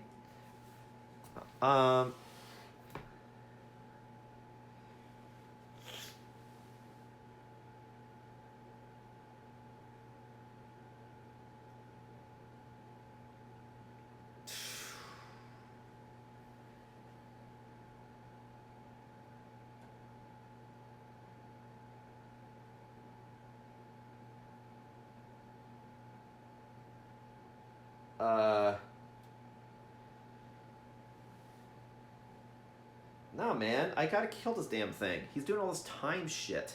And I don't know if worse shit's gonna come up. No, I gotta get rid of this shit. I have to. And it'll be more fun anyway. So we're gonna do Destroy Genitals. Which means the following. You cannot be nominated for the Intimacy Story event. The injury is permanent and can be recorded once. And I gain a random disorder, and I'm knocked down. And gazing upwards, you wonder at the futility of your struggle, and you gain 3 insanity and 1 bleed token. Okay, so hopefully that this order isn't. I don't know, but like, do I want to get a random disorder? Like, it could be bad.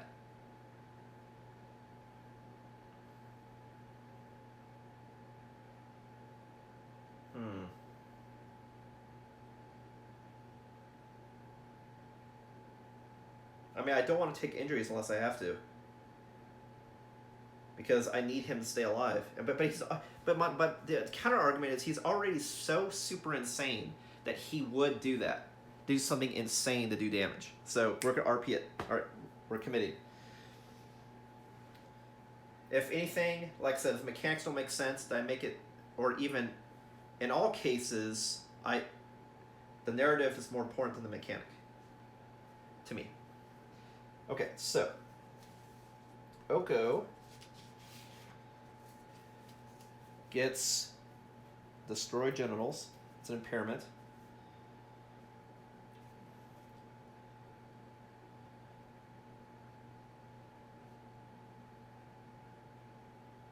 Destroy Genitals.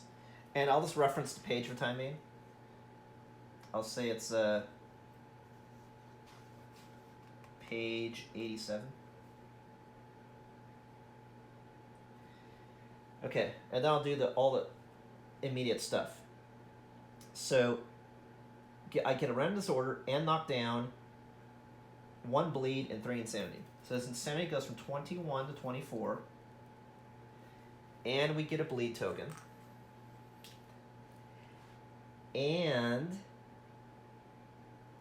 knockdown and a random disorder. Okay. Because my RP would say he's so insane that he would do it.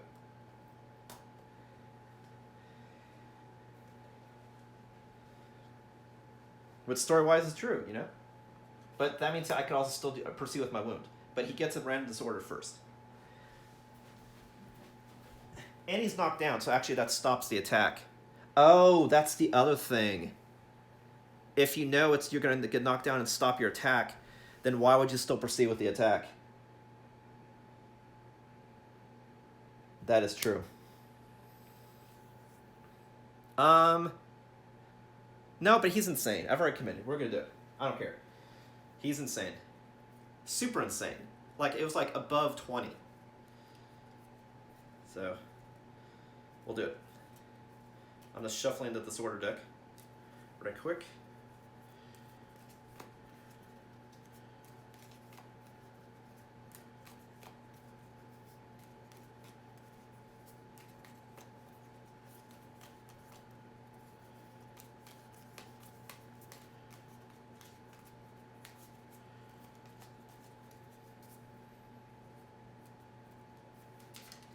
Ah!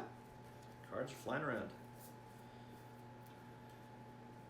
Okay, the disorder he gets is weak spot. You have an imaginary infirmity. I'll show you the card, but don't worry about reading the words. Like, I just want to show you what the card looks like. When you gain this disorder, roll a random hit location, record it. You cannot depart unless you have armor at this hit location. So I got really lucky on this because this is a very mild disorder. Because of course I'm always gonna have people have armor when they go out. So this is weak spot to the waist. So he always has to have waist armor when he departs. So now he's got 2 disorders. When he gets hit in the head, he's knocked down, and then he always has to have armor in his waist, which actually makes sense. Because he had this vision that now he has destroyed genitals, that now he always wants protection around his genitals. See, story-wise it makes sense. See? The karma of story. Okay, so weak spot. Must have waist armor. Yeah, it makes sense. Like, if someone just destroyed my genitals, I would be super paranoid about my waist as well. There you go. Cool. That was fun. Okay, so that's it for his attack. He was knocked down. Now it's the monster's turn. So the monster is still at 6 hits. So we actually did no hits that round, which is not great, but was fun encounter. Okay, so now the monster goes again. And we do have 2 people with 1 H token. Alright, so now the controller is Timothy, who is right here. Alright, so the monster does Peck. The last threat to wound that's in range. I have no idea who the last person to wound is. It's like, how do you keep track of that? The last person to wound. How the fuck do you know? I don't keep track of the order of people who are wounding. So, I mean, this person hit. The spear person hit last. So I'm going to say maybe that's the wounded person. That's the person. Because I think I had 2 people wound, but I forgot who went last. And if they even successfully wounded. Like, I just don't remember. Like, was it this person or was it that person? I don't know. So I'll say it was this person, because I really don't know. So I'll say that that's the target. Because he was looking at me anyway. He looked at me, looked at my future, destroyed my genitals, and like, I'm going to continue going after you. You tried to hurt me. Okay. So the target gains 1 H token. Alright. And then speed 2. Accuracy 2. I got no evasion. 2 plus. 10 and a 4, so that's 2 hits.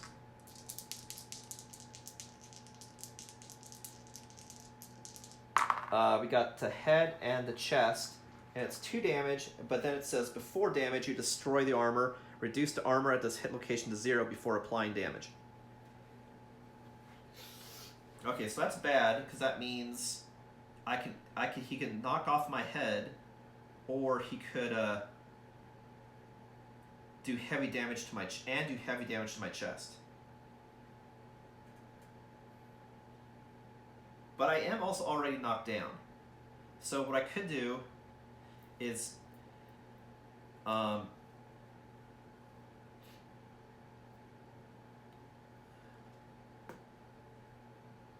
mean, I do also have extra sense. So I could also avoid all damage. But I also don't know how long this fight's going to be drawn out.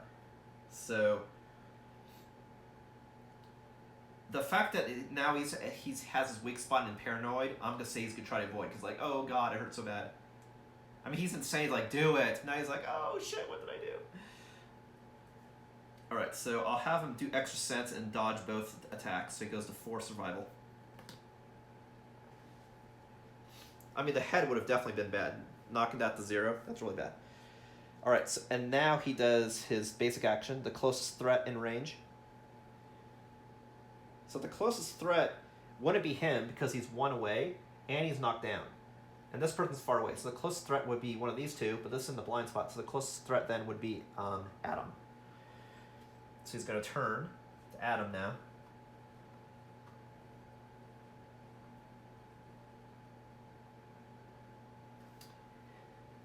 And then he's going to do speed 2 attack. Adam has 2 evasion, so he has to hit on a 4 plus. That's a 9 and 4, so that's 2 hits. Foot and the chest. And that will do 2 damage to both. And then afterwards... Oh, you know what? This didn't say after damage. This said it does it regardless. You move and target, and then does Razor Wind.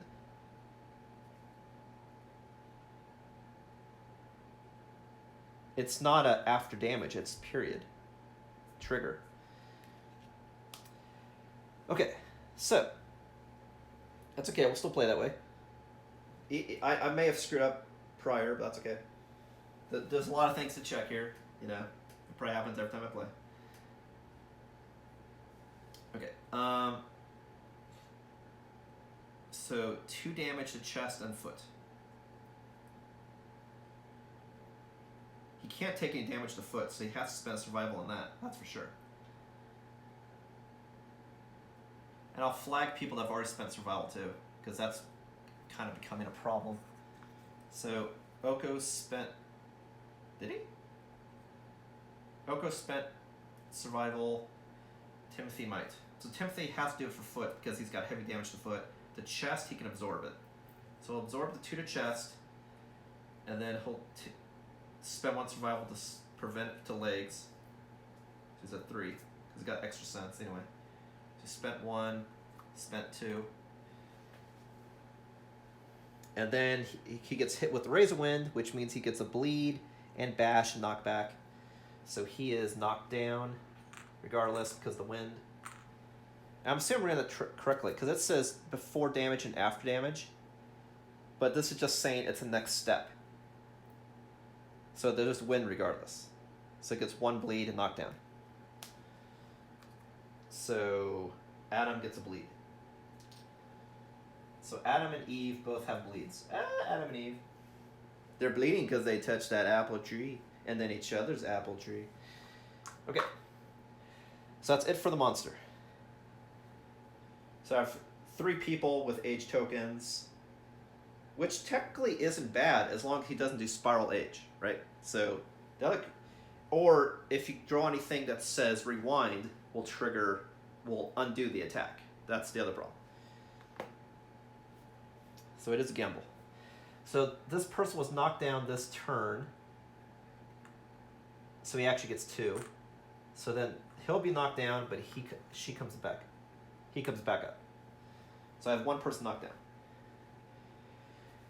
Okay, whew, man, this is intense.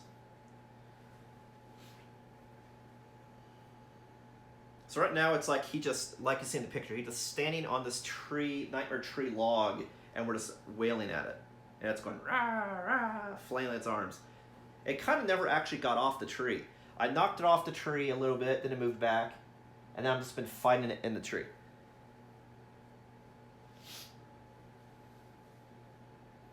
And again, I'll try to find rulings on this later, but I just want to be consistent. So RP-wise, I'm saying like it's on a fallen nightmare tree. So that's how I'm going to play for this one. In any case. Okay, so I need to go balls out DPS, except for Oko, who doesn't have any more balls, right? So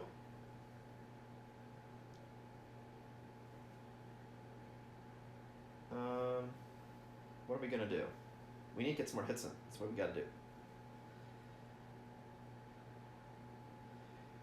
So I kind of wanna. I mean, I need to remove these fucking. So the only person that could dependably, honestly remove their token is Oko. But Oko will have to spend action to do it. Everybody else, they're so low, there's a huge chance that they won't be able to do it. Adam could do it, but I need to do Frenzy Drink to give him a ton more insanity. And he only has 1 survival, so I think I might do that just to give him better stats. Which then means I'll still want Adam to be a target because I don't want him to get it. I want him to get in there. If anything, I want Timothy or Eve to be targets. Have these people remove their age tokens, that way they can come in and attack. That's what I want to do.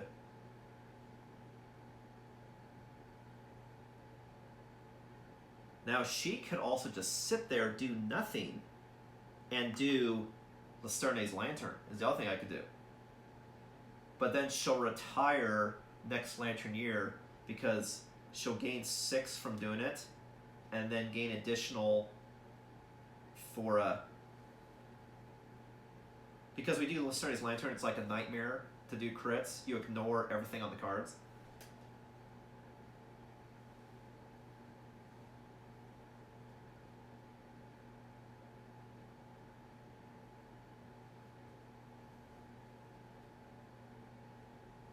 Like it just does critical wounds.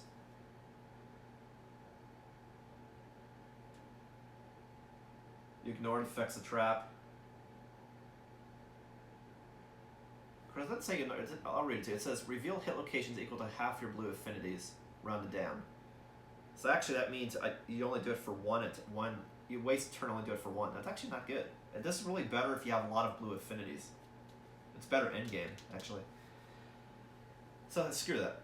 We're just gonna have everybody go in. The question is, do I want Adam to attack? Because I could pick up Adam.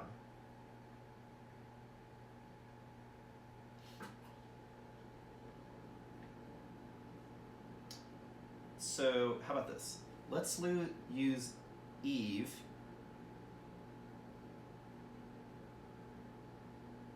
We'll. Do I want to use the bow or do I want to use the hammer? The hammer is better. I mean, bone club. So we're going to move in. We'll spend a survival to dash. 4 to 3. And then I'll spend another survival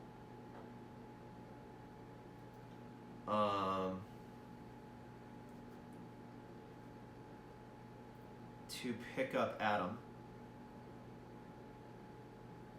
So go from 3 to 2. He has no survival to pick up Adam, so he's not knocked down. And then we'll attack with Eve.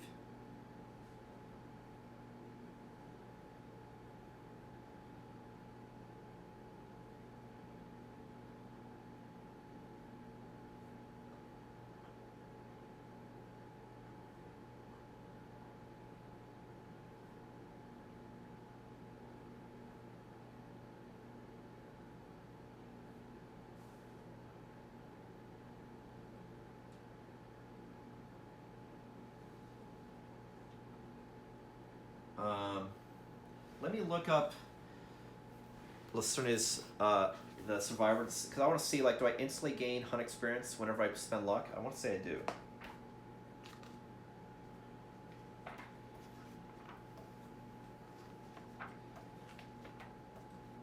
One moment, please. Lucerne, when attack ends, gain X hunt experience. Yep, that's right. Okay. So I'm going to say Lucerne 2. And a booming voice, Lucerne 2. Boom. Okay. So she gains 2 temporary luck, and also gains, and then at the end of the hunt, is it the end of the hunt or the end of the attack? Sorry. One sec.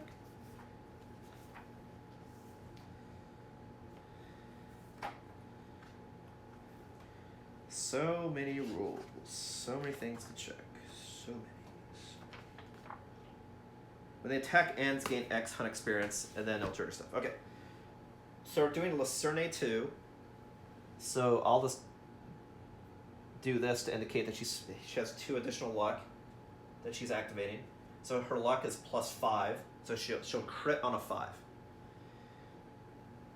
So she's doing 2 attacks in the back, which means her accuracy is a 5, speed 2.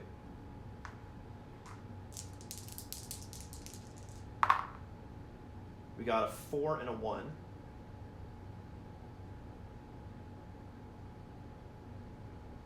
Now, do I do that before the wound, or do I do that before the? When do I boom? Because if I do it before the hit, then I just wasted 2. But if I do it before the wound, then I could say I just don't roll. Before making a wound attempt. Yeah, so I don't even do it. I only have to do it when I'm about to wound. So both moves hit, so I spend nothing. Okay, so nothing happened.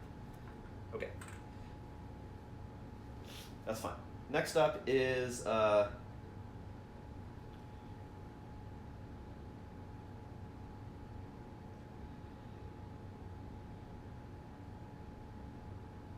Oko is going to remove his thing and then move backwards. That way he can rush forward to do his empowered move. Yeah, but see, I got the whole tree effect thing again. You can't attack because this stops line of sight. That's how I'm playing. Okay, that's true. That's true. I've already established that.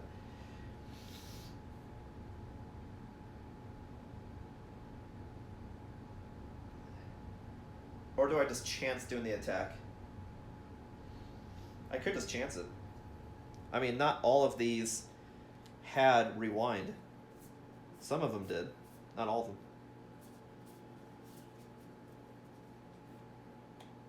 You know what? We're just going to go for it.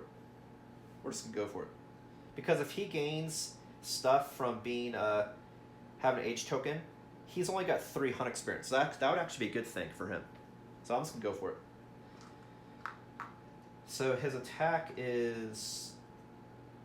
He can't spend any more survival this round.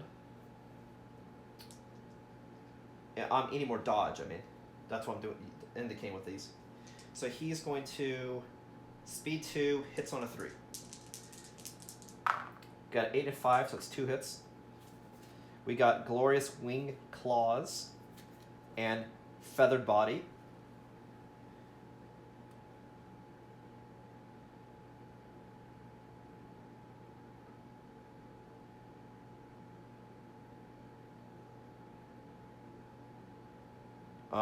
The other wound has something happens if you try to do it. So, meaning he'll blow everybody back and you get knocked back, so it'll end everyone else's turn if I wound there. So I'm going to do that last. Start with Feathered Body, +2 toughness to wound here. So, my ability to wound is a 6. But then he's got +2, so 14 minus 6 is an 8. So I wound on an 8+. Wound on an 8 and crit on a 10. We rolled a 9, so we did get a wound, so that's good. We got a wound. Nothing else happens. Now we do Glorious Wing Claws. If I wound, If I wound, he does Eye of the Storm. But if I crit, then I cancel it. So now the wound is 12 minus 6, so I wound on a 6 and I crit on a 10. We rolled a 1, so we didn't wound, and this only happened if I wound on the Glorious Wing Claws, that then it would blow everything back. So that might have been the best result.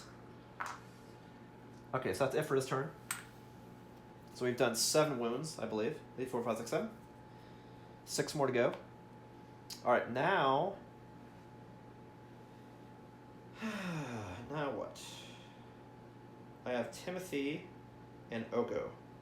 And I know there's still a trap card in this deck. Fact.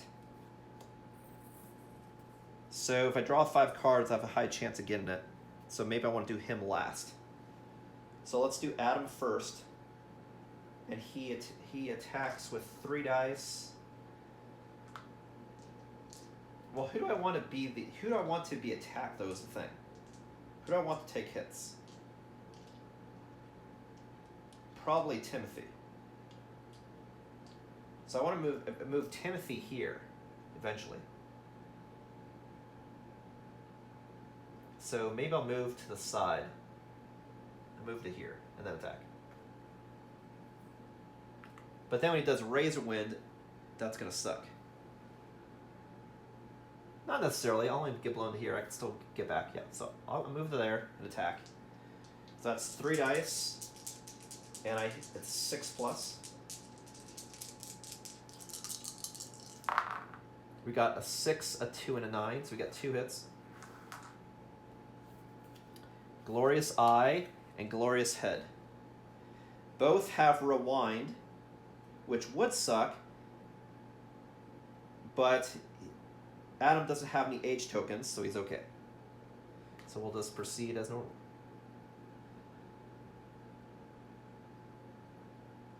So, okay, so I'll do Glorious Eye and then Glorious Head. Okay, so the wound, it's 4. Strength is 4. And he does have 2 weapons, recall.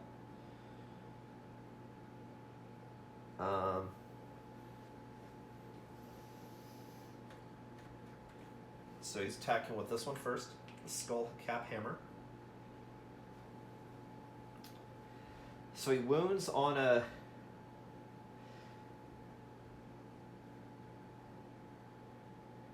I think I did that math wrong. 10 plus 2 was 12. Maybe that was right. Yeah, that was right. 10 minus 4. So I wound on a 6 and crit on a 10. We got a 4, so that's a miss. And then Glorious Head. Got a 3, so that's a miss. And now I do my additional attack with my other weapon. So I roll 3 dice. Hit on a 6. We got a 6, a 6, and a 4, so that's 2 hits. We got Time Stop, which is the trap card, and Feathered Back, so it doesn't matter, we do Time Stop. So all survivors are frozen in time. All survivors are doomed. They cannot block or use fighting arts. And he performs a basic action. Okay, so go ahead and shuffle this, and then we'll do a basic action. Which sucks, because that means now both can get blown back to here. But that's the chance I took, right? You had a chance.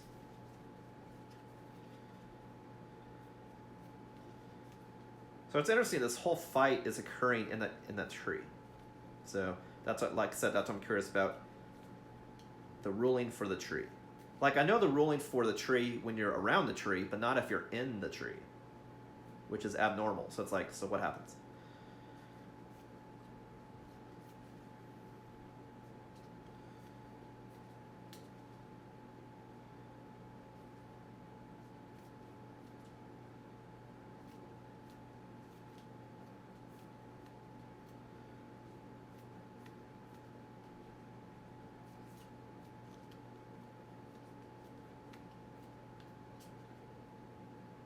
Alright, so we got a new hit deck, and now he does a basic action. So he's attacking this person who did the attack. He's going to turn. It's kind of cool, like he's sitting on a log, and that's how I'm playing, like it's a broken log, right? And that's going to do basic action, which is speed 2, accuracy 2. So Adam has 2 evasion, so he has to hit on a 4+. And cannot spend survival. I'm not sure I played that correctly last time, but we'll see. I may have accidentally done survival before. I don't know. Doomed. Can't spend anything. 9 and 5, so that's 2 hits.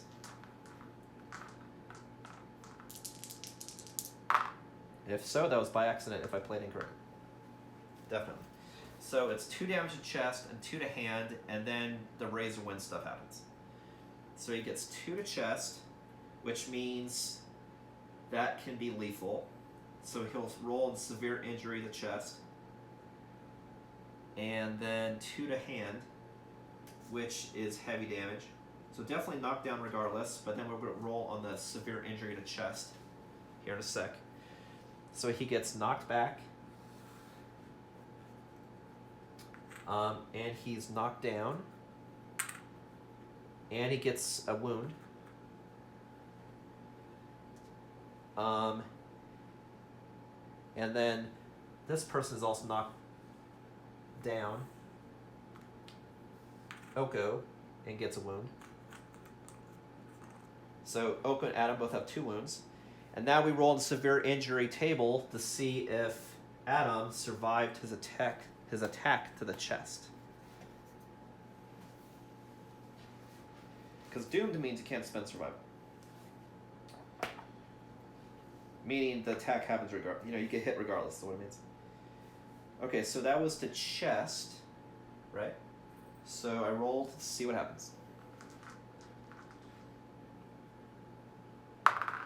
So that's a 9, so hopefully that's good.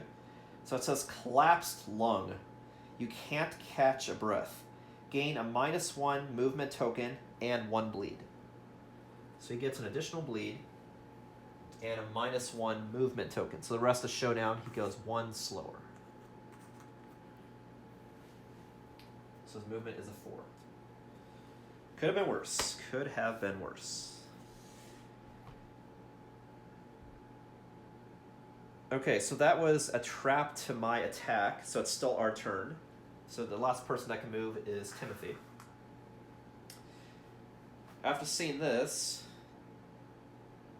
Timothy so the question is, do I want the person to get attacked next to be Eve or Timothy? Because in the blind spot, you most likely will not get attacked.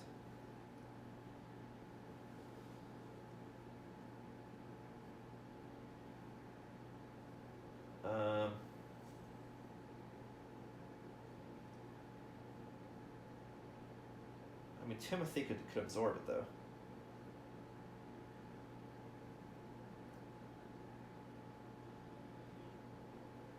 So I'll have Timothy move here.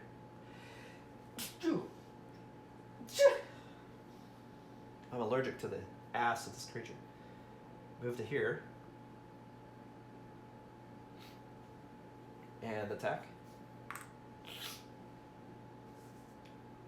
Unless I want to stay in the butt so I have a higher chance of hitting. You know what? I'll keep the higher chance of hitting. I'll just stay there. Because I can also move after I attack also. It's another option. So I'll do my attack and then I'll move. So my accuracy is a 4.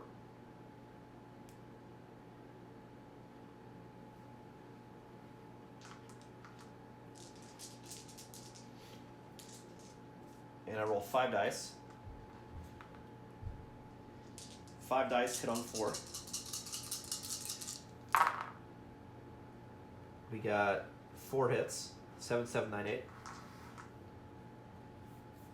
We got Glorious Wing, Time Stop, Jesus Christ, Feather Back, and Glorious Eye. So none of this happens. Instead, it does Time Stop, which is doomed and basic attack and hits on hits regardless on a 2+. Well, that sucked.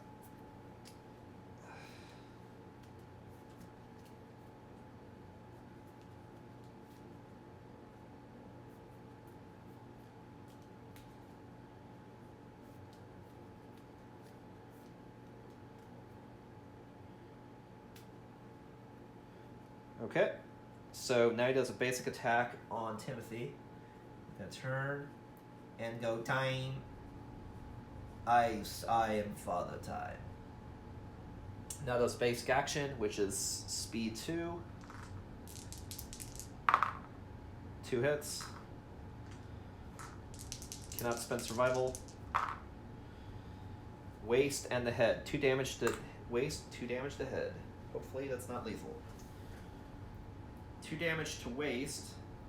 That takes it to 1. 2 damage to head. That takes it to 1. And then it deals Razor Wind afterwards, which is knocked down. And get a bleed. Timothy now has 1 bleed. And I forgot to give H tokens. Shit, that's right. If you get hit with the wound, if you target it, you get an H token. So Adam has an H token now, and Timothy now has 2 H tokens. Okay, so that was not good. Basically, whenever you get targeted, you get an H token. And I've been forgetting to do that a lot, actually. So, wait a minute. Oko was targeted last time. Yeah, basically, whenever you do any of these actions, you get an H token. So that means I've been totally missing that. So that means Oko should actually have 2 H tokens. Actually. Okay. All right. So now it's the monster's turn. I have to shuffle the AI deck. He's got 5 AI cards left. Is that right? But we need to start removing H tokens for sure. This is getting bad. Okay, so these come off. The 3 people are knocked down. That means the target's definitely going to be Eve.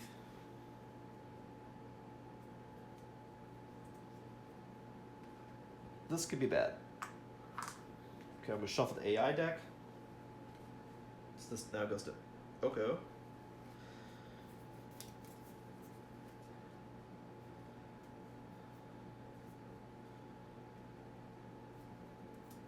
Because if no one's a target, then he's going to do Spiral Age. So you don't want him to do Spiral Age ever. You want to make sure someone's always a target. But if you're knocked down, you're not a target. So. Alright, so the AI card is Peck. Pick target, the last threat to wound. I don't remember who that was.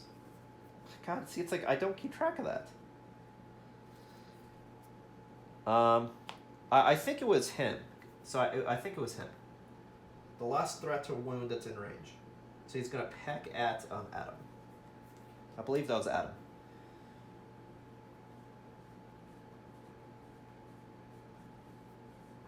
But like I said, I don't keep track of it, so it's hard to remember. Okay, so it's going to move to Adam. It doesn't say to do materialize, so that means it's going to move. The whole reason you have materialize is it describes the trait, so when you do materialize, you know what it is. So he's going to move to him. So now the damn thing's finally off the tree. Okay. But it's going to move to him as no in front. So it's going to move to the side a little bit too. And it's going to peck. And then he gains an H token. So Adam gets another H token. So everyone practically has 2. Now it's speed 2.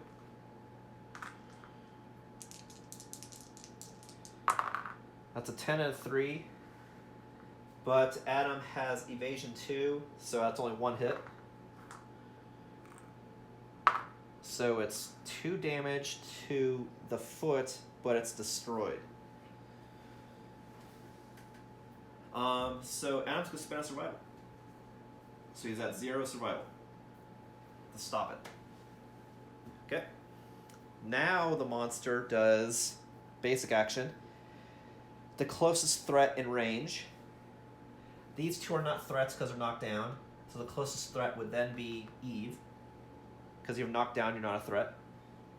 And the monster can move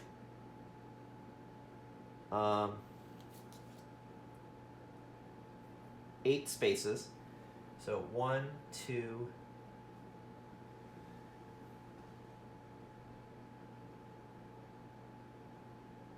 Kitty's watching me play. He's like, what are we doing? Oh no, it's not lunchtime yet, honey. Not yet, honey. Or is it lunchtime? Oh God, it is lunchtime. Well, let me finish the monster's turn, then I'll feed you. Okay, so I remember what I'm doing. Okay. We're gonna have to take a short feed the kitty break. Okay. So we'll go 1, 2, 3, 4, 5, 6, 7, 8.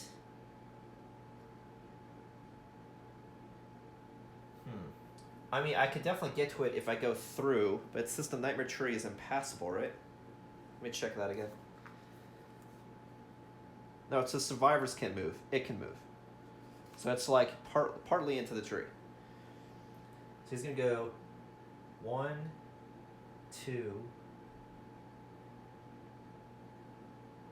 3, 4, 5, 6, 7. So it's gonna be partially in the tree, and it's gonna be directly in front of it. It's just gonna be like this.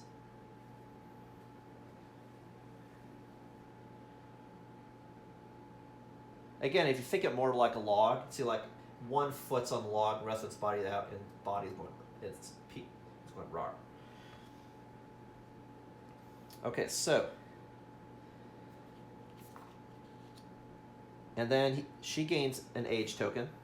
Actually, need more lunacy. You're such a kitty. You're such a little kitty. The audience is not a kitty, but my kitty is a kitty. So, I ran out of age tokens, so I'll use this. So, okay, you got another age token. So you have 2. So everybody has 2 age tokens. And everybody needs 3 age tokens in order to use Age Eater. That you could spend 3 to get rid of them without spending survival, actually gain a survival. So, I almost now want everyone to get 3 age tokens and hopefully not trigger Spiral Age. That way everyone can get rid of their Spiral Age for free and get a survival and can go to town. So we'll see how that goes. Okay, so roll 2 dice.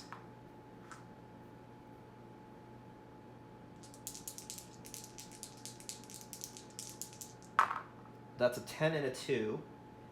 Her evasion's a 1, so that's 1 miss. So that's 1 hit. 1 hit the chest, which would be 2 damage, which would be lethal. So she has to go spend survival. So she goes to 1. But regardless, afterwards, there's still then Razor Wind. So it gets knocked back 7, knocked down. So it's 1, 2, 3, 4, 5, 6, 7. And knocked down. And gets a bleed. So You are such a little kitty. Yes, you are. I'll hook you up in a sec. Okay, and now let me see anything else. Knockback 7, bash, bleed. And now that's the end of the monster's turn. And then this is a new knockback. So actually that would be during the monster's turn. So she's still knocked down, but everybody else gets up because they were knocked down during last round. But she was knocked down during this round. If that makes sense. Okay, so now it's our turn. And before our turn, I'll take care of my kitty. I take care of my kitty. Want some kitty ice cream? Of course you do. Okay, 1 second, everybody.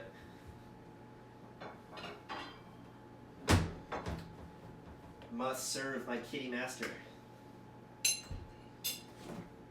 Must serve the kitty master. I know.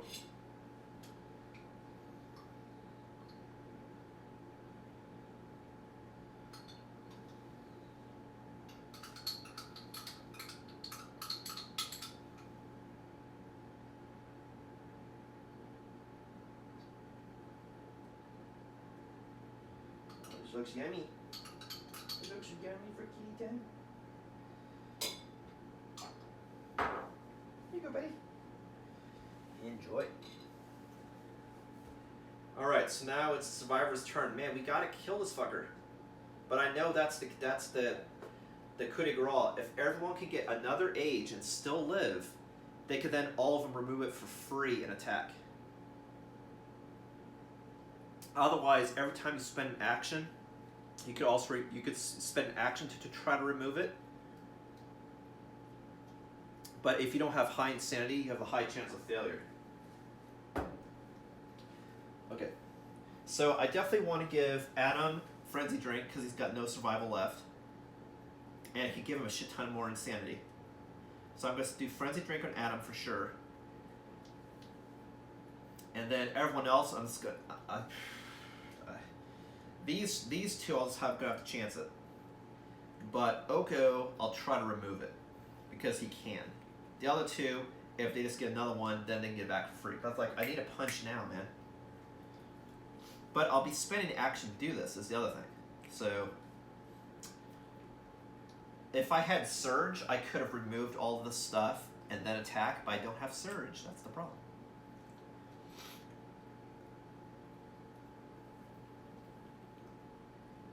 Adam is also too far away also, so... Okay.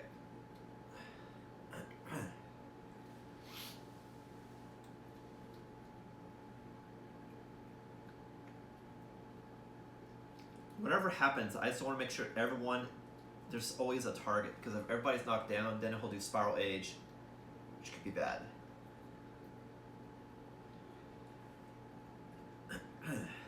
Alright, so Eve is currently knocked down.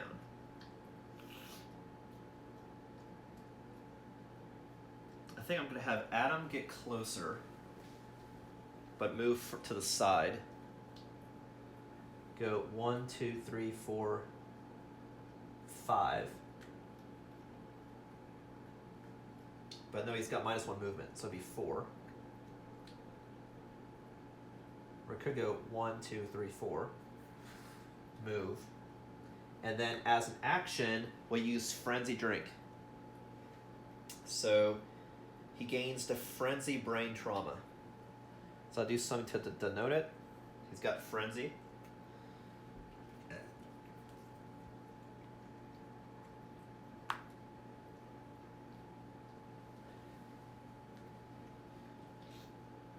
And then what Frenzy is, take a look. It's a brain trauma.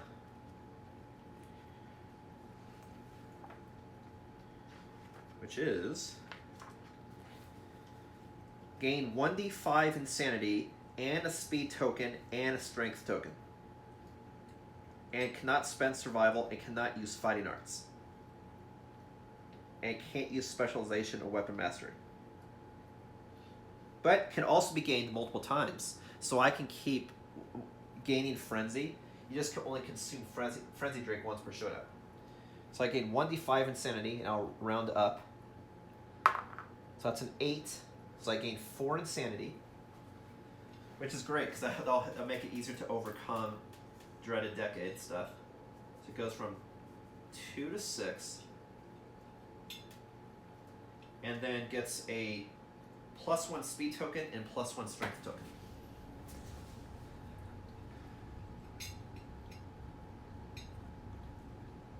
So also so it has -1 movement, but +1 speed and +1 strength. A lot of stat modifiers. And since it already has a strength token, that's 2 ways I can spend survival, actually.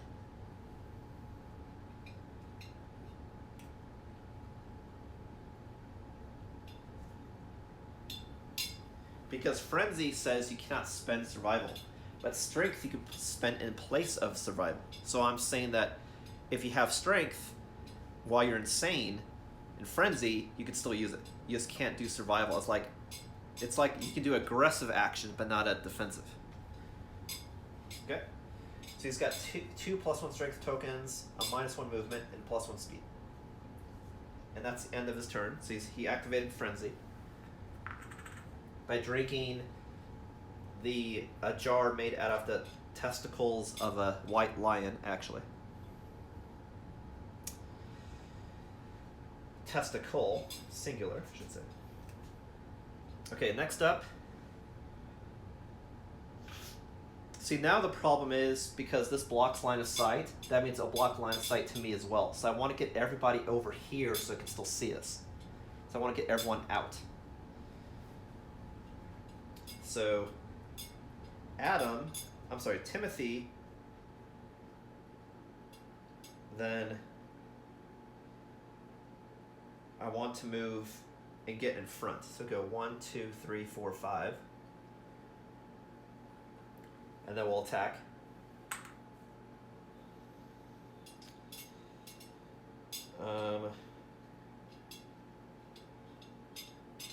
So it's speed 5, hits on a 5. Speed 5, hits on a 5.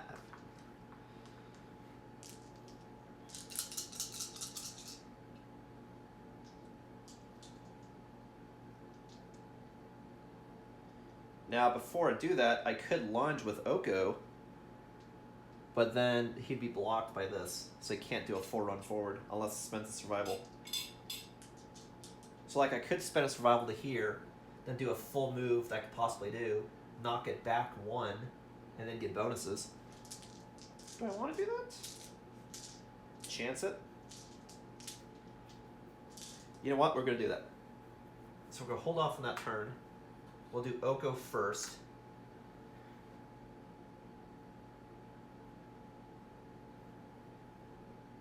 I'm chancing that I don't get rewind. So we're going to spend a survival and go to 3 to dash.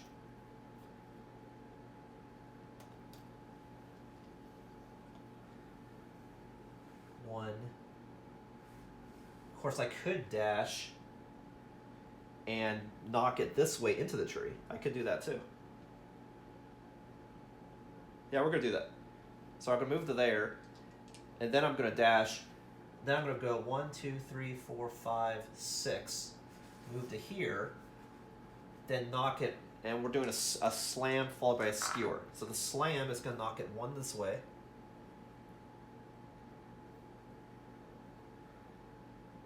And then it gets a -1 strength token. And now I'm doing attack, and then I get the benefit of skewer. What skewer does is after you slam, you can spend your movement to move 1 space and activate a melee weapon with +2 strength. So now I get +2 strength to that.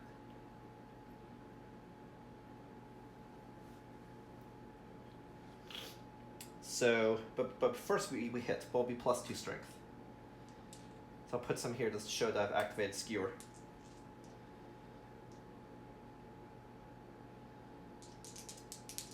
So 2 dice, and accuracy is, so I hit on a 3. Got a 5 and a 4, so that's 2 hits. So we got time stop. God damn it. I keep getting time stop. And feathered buttocks. Damn it.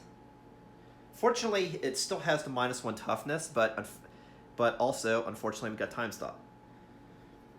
So, and it was the card in the very fucking top. What are the odds of that, man? I guess, to be fair, last time it was second card from the bottom, so. So it can't spend survival, and it does a basic action. Okay, so I'm going to shuffle first. This time we're going to super shuffle.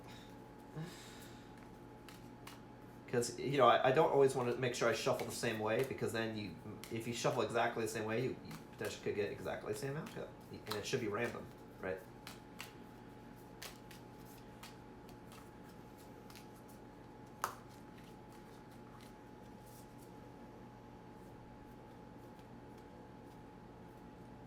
So this time we'll cut in the middle. Right, so now he does an action. So it's going to turn to the attacker.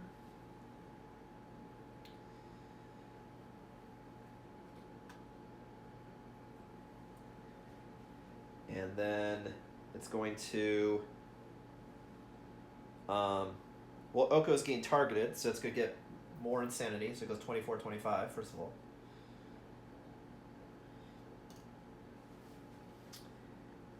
And then does basic action, which is 2 dice. That's a 2 and a 6. So that's, does he have any evasion? No. So that's 2 hits. And it's 2 damage. the chest and the waist. 2 to chest takes him to 1. 2 to waist takes him to 3. And then he gets another bleed. And then he gets another age token.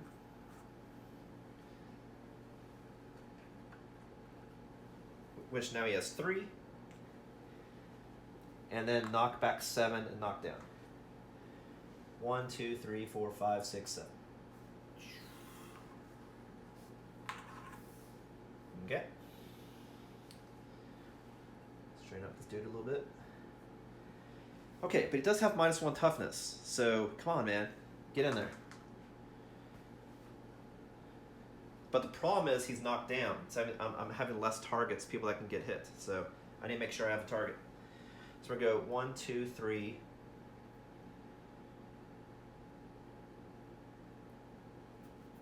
4. And then we're going to try to hit.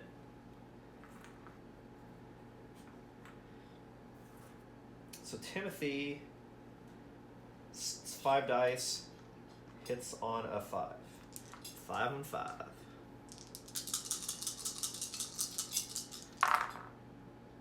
5. We got 5 hits. One of them was a natural lantern, which means anything that procs on a perfect hit. Let's see here. Nope. So that's 5 hits. Hard beak, feathered back, glorious wing claws, glorious armpit, and glorious hands. God, I so thought we could possibly get a trap, but we've got a lot of traps, so we've been getting traps for sure. So let's see what we want to do. Failures, we want anything that says there's an attack you want to do last. I don't see any razor winds, which is good.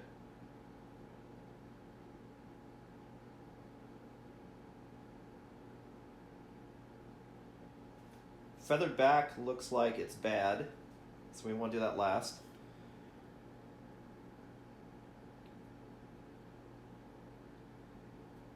Hard beak, we want to do second to last, because it's reflex. Glorious armpit's also kind of bad.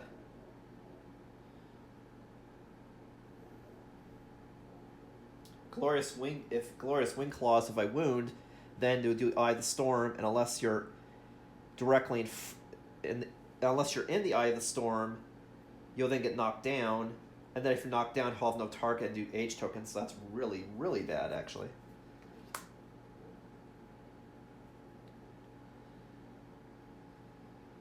So I think I'm going to do hands and then armpits. Hands and then hard beak. Eye of the Storm and armpit definitely do last. Because armpit, if I do that, then I could avoid doing Eye of the Storm to knock down everybody. So maybe I'll do it in that order. Displacement. Let me see what that does.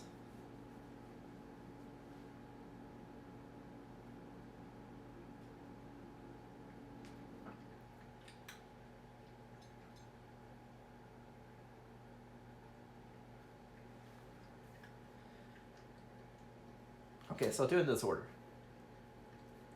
Alright, so to wound, who's that, Timothy? His strength is 4, plus 1 is 5. And then the monster's got -1 toughness, so 9 minus 5 is a 4. So I wound on a 4 and crit on a 9. Wound 4, crit 9. That's a 6, so that's a wound. Okay. On the glorious hands. Next we have hard beak, which has a reflex melee afterwards. We got a natural 10, so that is a critical hit. So we got a wound, and there is a critical action on the hard beak, critical wound, and cancels the reflex. Persistent injury, cracked beak. Ignore the effects of destroy armor. So now whenever he does anything that says destroy my armor, like with beak, he can't do it. And then again, I also have Age Eater, and then every time it's his turn, I roll to see if he takes additional damage. I don't think I rolled last turn. Nope. So he's got 3 persistent injuries. I don't know if you can see him, so I'll put him up here to remind. So whenever he draws an AI card, I roll dice to see if he takes damage. And then I have Age Eater. And then I also, he can't do anything that destroys armor. Okay, so I got 3 more. So again, I wound on a 4.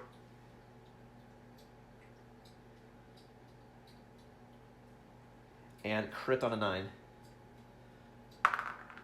We rolled a 1, so that's a total miss. And this would have happened if I wounded. I didn't, so at least I avoided that. 2 more.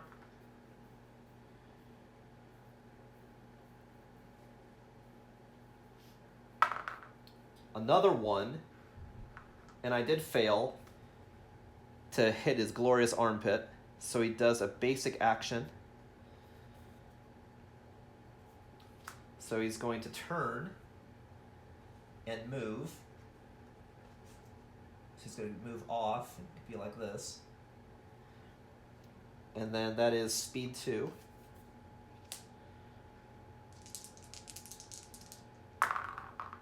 That's a 9 and a 10, so definitely 2 hits. Waist and the head.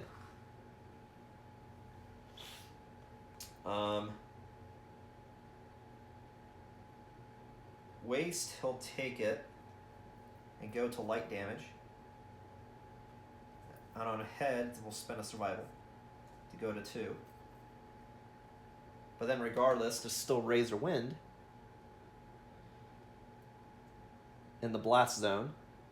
So anyone in the blast zone gets a 1 bleed. Oh, and he's targeted, so he does get an age. So he's also at age 3, just like no, don't do that. Get down. I'm sorry. I'll play with you after. Kitty wants to play.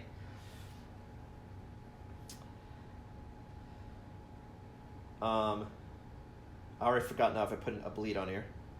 I'm gonna say I didn't, so I'll say I did. So he has a bleed now. He has an age token. Maybe I didn't put a bleed. I'll put a bleed. A bleed, and is knocked down. But then Eve gets a bleed as well because she's in the blast zone.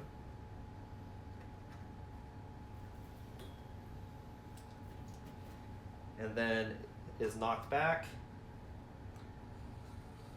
to here. Okay. But fortunately, since that happened, now I don't have to do Eye of the Storm because he's out of range, so I can't do that wound.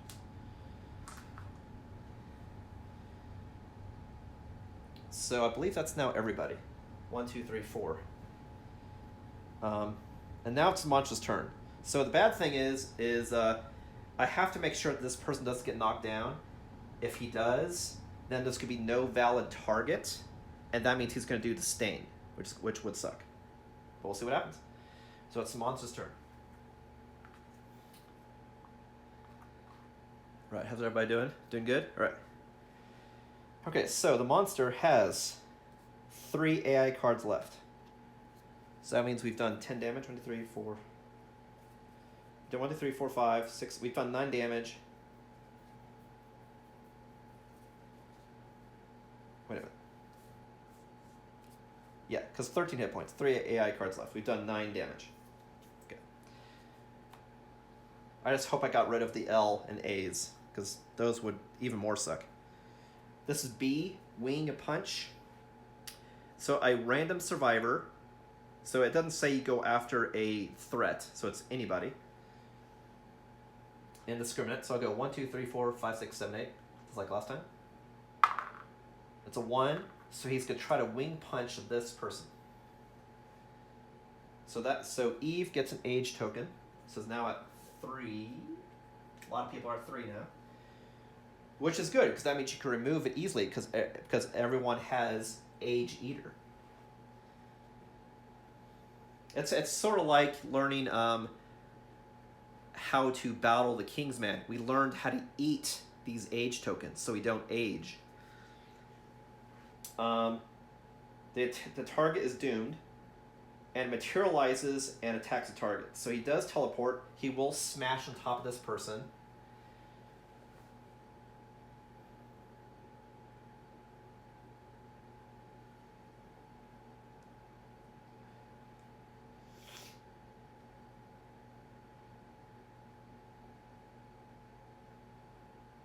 Let me look up collision though, because like if he collides on top, which way does it get knocked? That's what I'm not sure about. So let me see if I can't find the answer to that. I mean, I know it's definitely collision. That is true. Meaning they're knocked down and knocked back 5. That's definitely.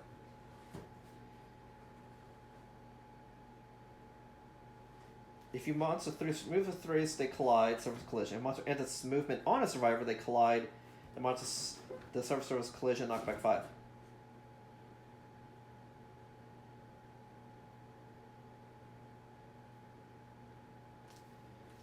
So the monster's moving forward, so that means it would get knocked this direction, but it can't get knocked that direction any more forward.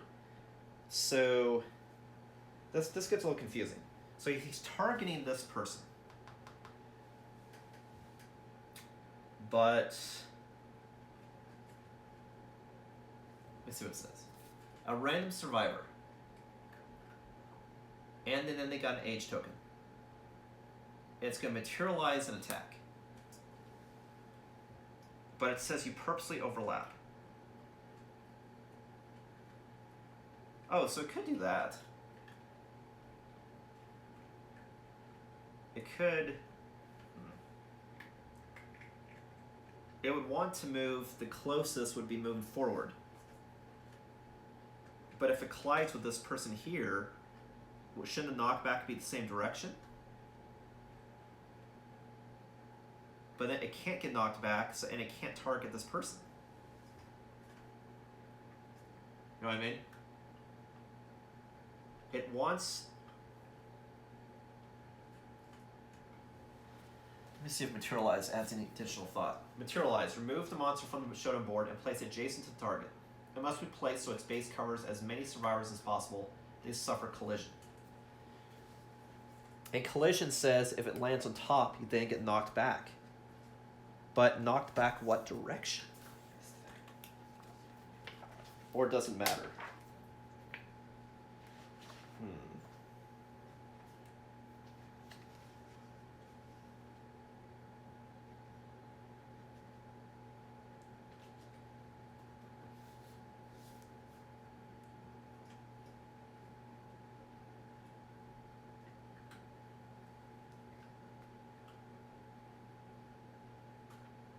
Yeah, you suffer collision directly away from the monster. So if I'm reading this correctly, it's rushing forward, and it's going to materialize here. But when it materializes here, it gets knocked back. But it can't get knocked back because there's no space. And it wants to hit this person. So, you know what I mean? So it materializes here, which it can't.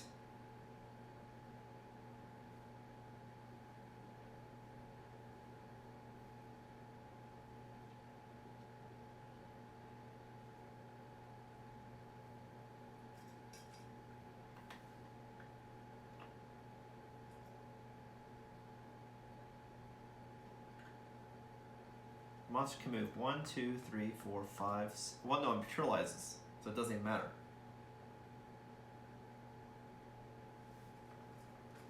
If it materializes right here,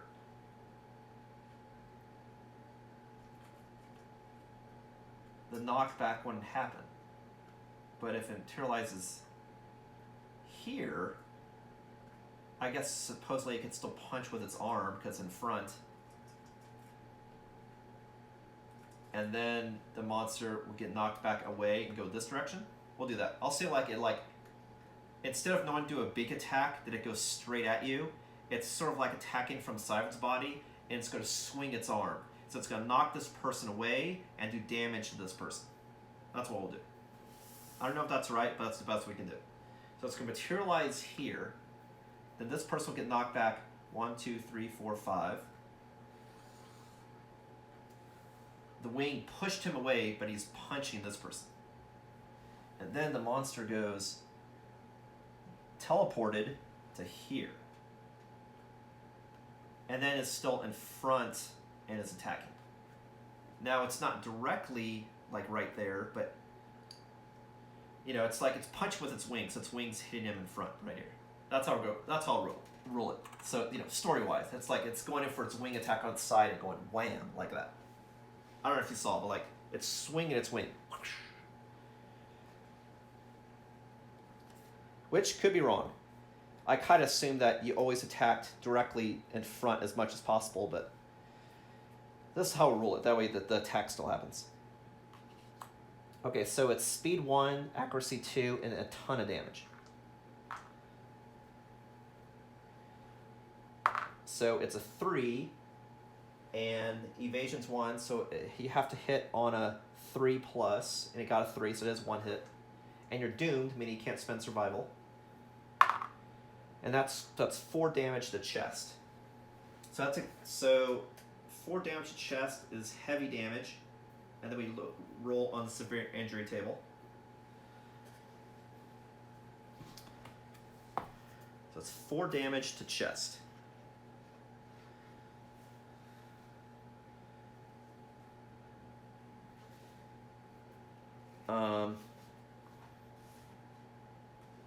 Yeah. So here, get down. And then after damage, it's knocked down and bash. 4 damage to chest.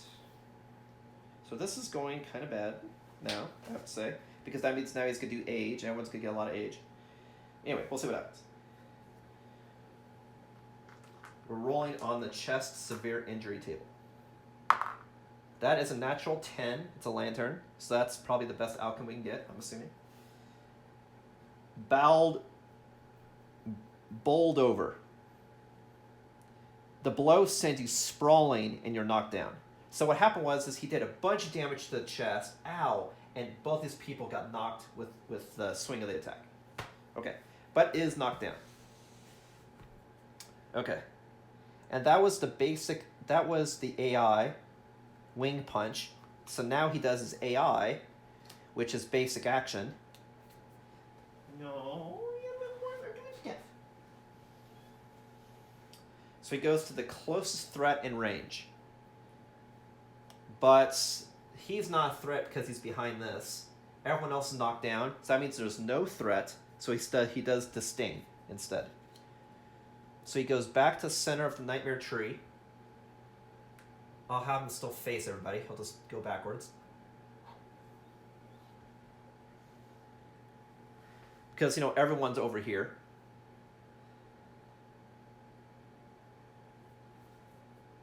Of course, I guess if everyone's over there, he would technically probably face the direction of, in general, where everybody is. It emits a hissing moan. Everyone gets brain damage. And then he does Spiral Age, which is going to suck. Because last time when he did Spiral Age, no one had age tokens. Now everyone has a lot of age tokens. Actually, everyone's got 3. So that means everyone's going to get 12 hunt experience. So that's going to probably kill some people. It may kill everybody, actually. I'm not sure. This could kill everybody, actually. Everyone's got 3 age tokens. So the one thing I'm going to check one sec is to see when you move a monster, do you always have to move it square in front?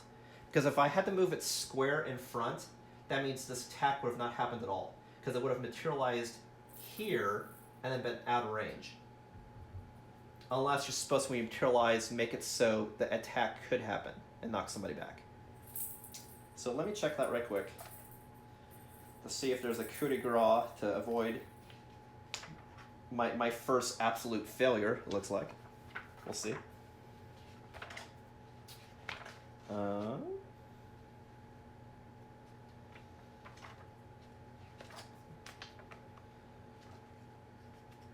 So I think what I'm going to look at is movements, right? How monsters attack. Okay. How do monsters move?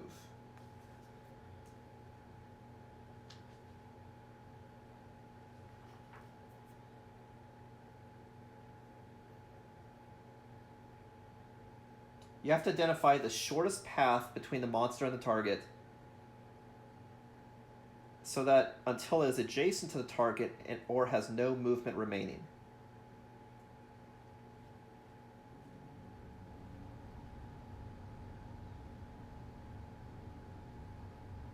If it's already adjacent, it'll move to turn and attack without moving.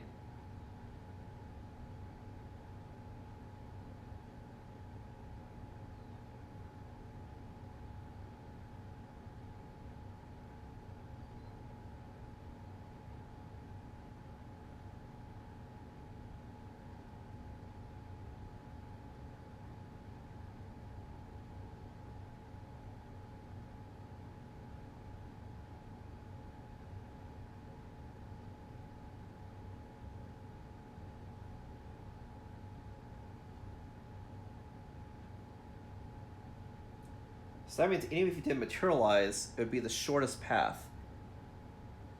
But then materialize, it says remove the monster from the showdown board and place it adjacent to target. It must be placed so that its base covers as many other survivors as possible.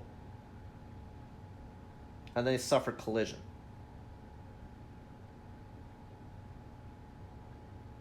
But they can't collide because they're in a line.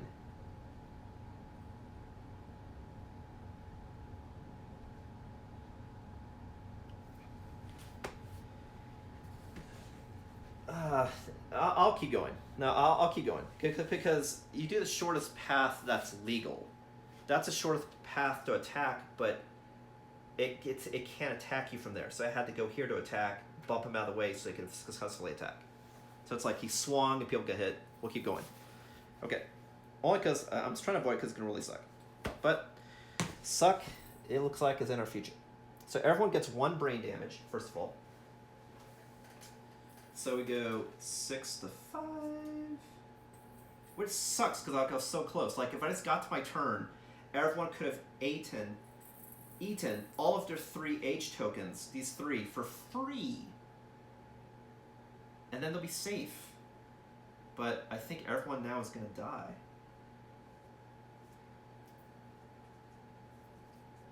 That goes to 3. This goes to 3. What sucks about losing insanity, that lowers your chance of getting rid of H tokens. 24. Okay, so let me read this. All non-death survivors get brain damage and then Spiral Age. Spiral Age, remove all Age tokens and gain 400 experience for every token. If you gain more 100 experience in available hitboxes, you cease to exist. Okay, so I'll just go around. I mean, it's probably be massive death. It's gonna be kingdom death. So the monster again has 4 hit points left. That's all he has is 4 fucking hit points. Jesus Christ. And the problem is, if you have it so the same person keeps getting knocked down, that means the monster will keep knocking you down, and then, anyway. And then you just keep gaining age. Anyway. God. I'm spinning up.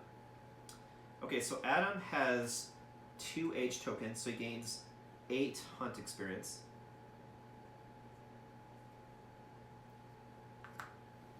Eight hunt experience. Oh my god.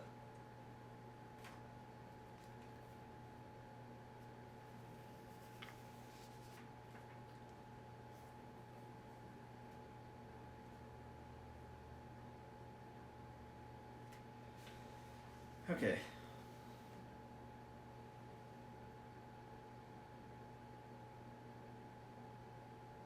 Because it would materialize in order to attack, and it can't attack if there's a body there. So if you move there, it would knock him away and then attack. So that's why I did that. So that sort of makes sense. And then it's like you back everybody, it's like smack everybody with your wing. So story-wise, it makes sense. It's just, if I had gamed the system and said he teleports here and does nothing, then people would have been alive. But, yeah, anywho. Okay, so Adam gains 8. So I'm filling in 8 boxes. So I'm just going to mark where I first did it so I know. So it's 1, 2, 3, 4, 5, 6, 7, 8. So Adam is still alive, and he got to age 3. And I'll go ahead and give him that bonus now.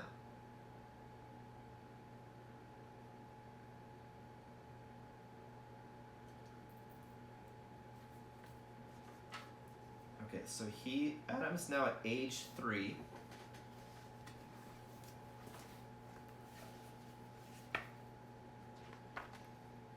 $107. Roll 2 dice. That's an 18.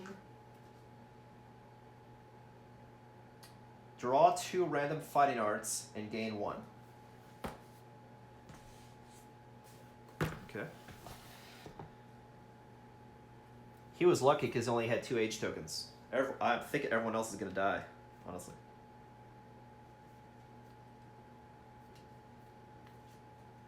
So I'm drawing 2 and keeping 1.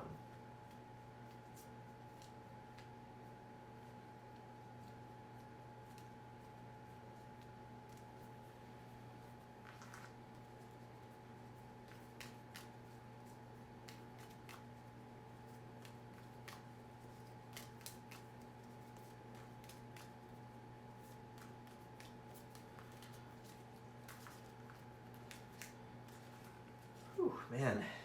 I mean, that would have been great. If I just, like, lived, then everyone would have eaten all of these. Ugh. Fucking shit. I'm not saying I still can't get past this, but I think 2 or 3 people are going to die. Which means people get stats, which is true. I'm just worried about the fact that it's sucking. Or not getting past the showdown at all. That's what I'm worried about. Okay, so I draw 2, choose 1. So we got Clutch Fighter and Double Dash. Double Dash means during your act, once per round, you can spend a speed in order to gain an attack. Which is cool. That means if I dash, I can do 2 attacks instead of just 1. Clutch Fighter, while you have 3 or more bleeding tokens, you get 1 speed, 1 strength and 1 accuracy. So I mean, he does have 3 bleeds, so he would get another strength, another accuracy. Adam. And he does have a Unconscious Fighter, he needs 7 bleeds to die.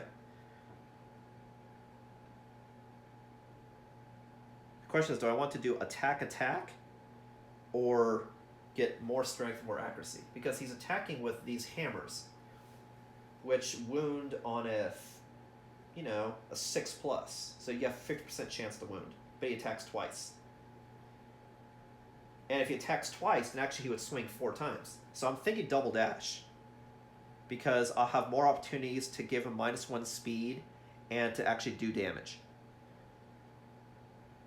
Hopefully. I hope that works. Okay, so we're going Double Dash. But he already has 3 fighting arts, so I have to get rid of 1. So I'll get rid of Mighty Strike, because I don't think that's really helping me. So get rid of Mighty Strike. He's learning Double Dash, which is once per round you could spend a movement for extra attack, for extra action. And it's an action, not just attack. So if you had like the ability to do something, like for example, I could do an action to remove tokens and then an action to attack. So that's really good. So that's Double Dash. Okay, so that's Adam. So he is still alive. He is still alive. And he also has +1 speed and -1 movement and +2 strength. He's got a lot of modifiers, a lot of abilities, a lot of stuff going on.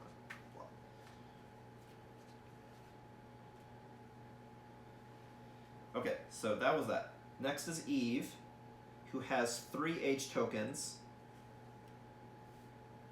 And for the sake of story, I'm going to go through all the H stuff anyway, because Eve, that means we'll get 12 experience, because it's multiplied by 4.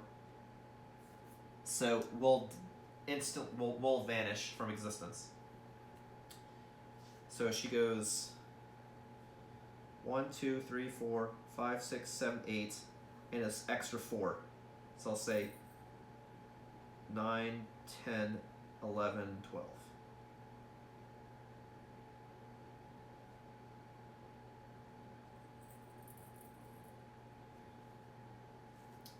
You know what? I won't go through the motion. I'll just say just ages so quickly, because you age and you're like, oh, what do I learn? This person just like aged to death.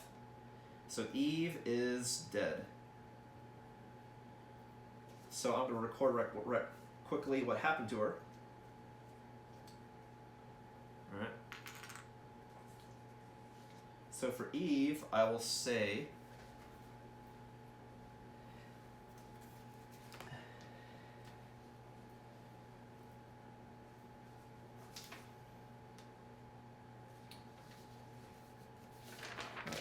So again, I do stuff in the moment, that way I remember, and in the story you're celebrating the triumphs or failures that happen as they happen. So we got another death. I'll put a V for vanish. And then the population goes to 10. And then Eve, I'll put an X. And then I'll say aged to death and vanished from existence. Okay? So Eve is off the board.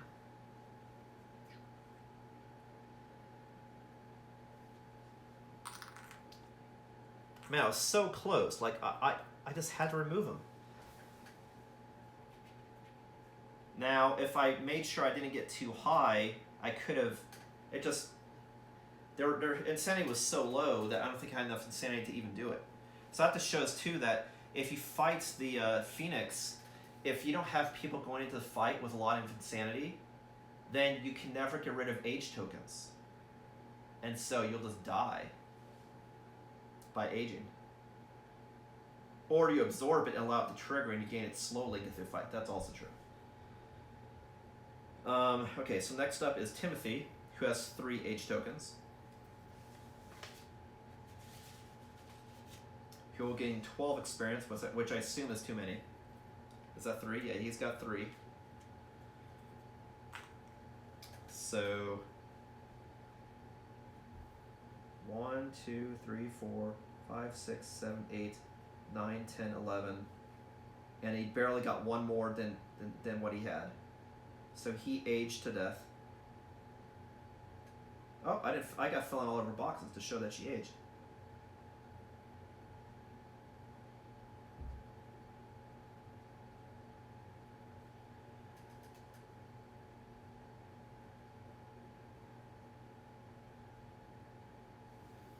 So he aged to death as well.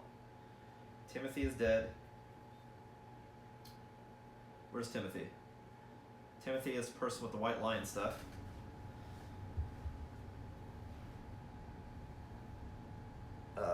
Which is here.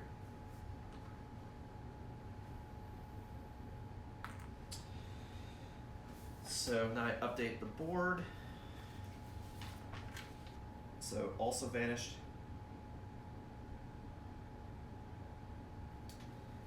And then the population goes to 9. And where is it? Timothy? X'd out.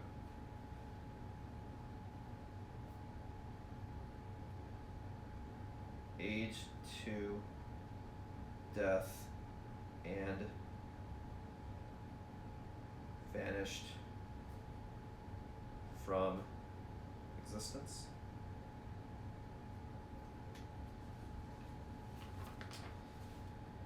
This is not good. Not good, people. Not good.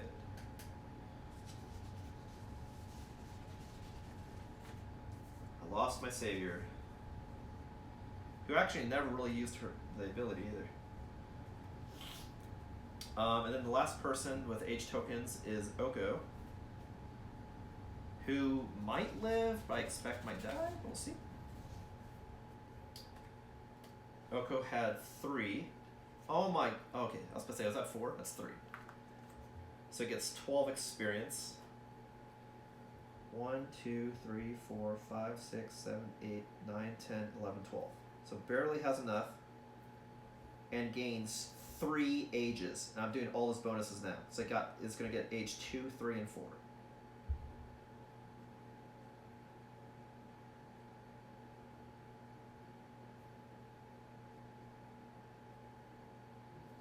Okay, so he'll get age 2, 3, and 4.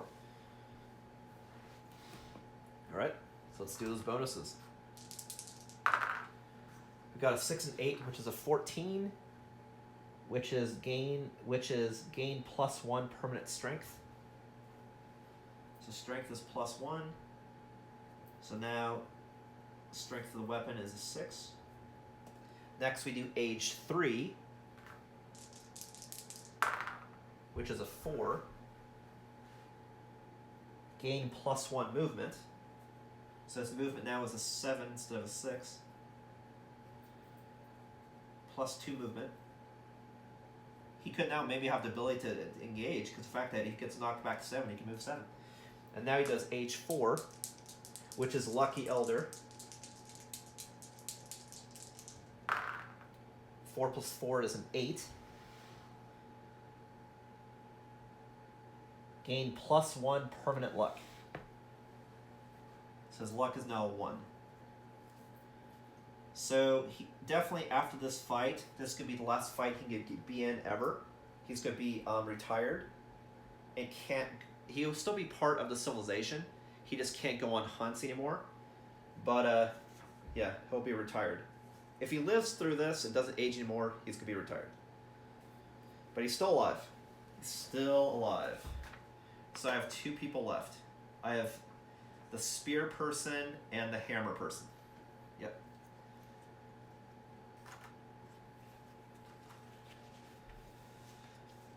Oh my goodness. This is... But because 2 people died in our presence, I do the death mechanic. I can't cannibalize, because you only cannibalize if there's a body. And this says they vanish from existence. So like, and I do it story-wise. Like when someone just ran into the darkness, then they're like, they just ran away. But when people like vanished, they're like, oh god, they died. Like, you know. But cannibalize, you can only, you know, like you saw death happen. Like, so you see someone age and vanish and, you know,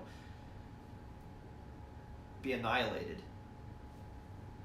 As opposed to someone just walks off, you're like, oh, they just left the party. But this is like, you saw someone die by aging, like, turn to ash.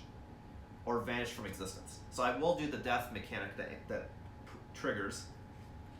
So both of these people, they're still alive, get 2 + 1 permanent stats.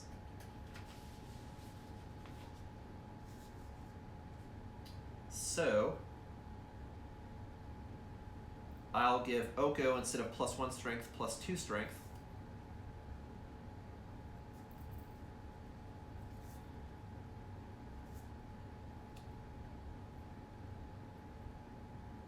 And then I'll give him 1 more speed. So speed 3. And then Adam,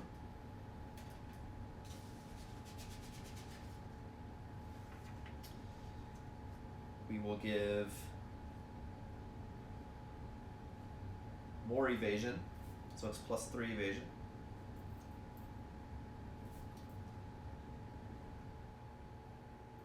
And we'll give him more strength. Well, right now the theme I've given them is I've given them a bonus and something they're already proficient at. Like something that they already have a bonus to, I'm making the bonus better. So I give him more evasion because he had it, I'll give him more accuracy. So I'll give him +2. So the accuracy now will go from a 6 to a 5.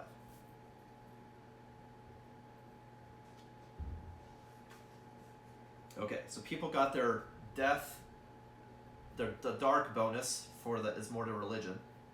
and it's 2 stats. So he got evasion and accuracy, and Oko got strength and speed. Well, that's true. I gave +1 to speed, and I still could give something that they already had in. So I'll get rid of the speed and keep it at 2. And I'll make something better that they already have. So I'll give it to luck. So it's +2 luck.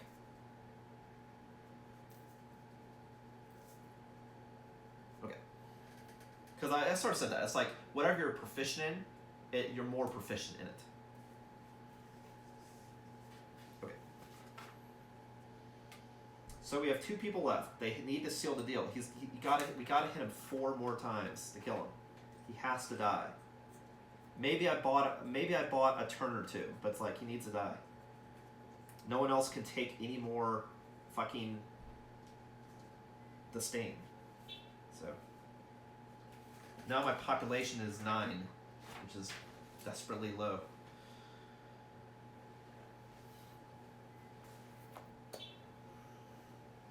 Okay.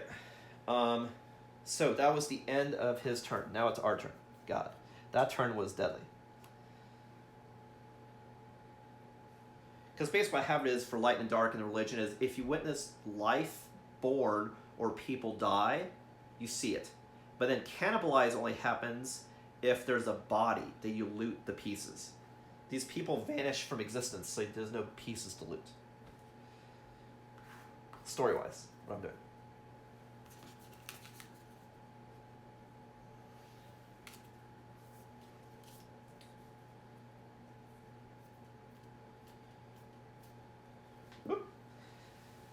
Okay, so now it's the survivor's turn. We need to seal the deal, man.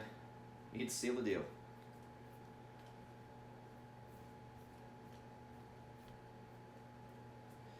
Okay, so anyone with one of these comes off. And also remember, he can't do the story armor. He rolls whenever he does an AI and suffer 1 brain damage. I don't know if I rolled. It's a 9, it's a miss. And then I have Age Eater. Oko's got 24 insanity. Adam's got 5. Adam also can't spend survival, but he's got his frenzy drink. So we got 2 crazy people. They need to seal the deal. Seal the deal. Seal the deal. So Oko can move 7. 1, 2, 3, 4, 5, 6, 7, but barely 1 too far. But I could do a dash and then a run for the bonus ability to knock him off. So I could totally do that. So we're gonna do that because we need to go for the kill. He needs to die. So she's gonna dash. Let's see, 1, 2, 3, 4, 5, 6, 7. So she's gonna dash 1, and then do a full move to bump him here. So she's gonna spend a survival to go from 3 to 2. To make it easier for everybody to hit. And then the monster's gonna get knocked back 1, again knocked off the tree a little bit. Oh, but then she won't be able to attack. Actually, that's not true, because I could have moved to here, and then do a full move here. And I could, but if I hit the same thing, like, if I do that special ability, then the tree will be in the way, and that blocks line of sight. Because then there's branches and shit in the way. So she's not going to do the move. She's just going to dash, get close enough to attack. Which maybe she doesn't have to do. 1, 2, 3, 4. Let me see. Let me check it again. 1, 2, 3, 4, 5, 6, 7. Yeah, so she's able to attack anyway. So she'll just move in and attack and spend no survival, actually. Yeah, so she'll stay at 3. Okay, so she's just going to do a regular attack. So, she is going to, or he's going to, I should say.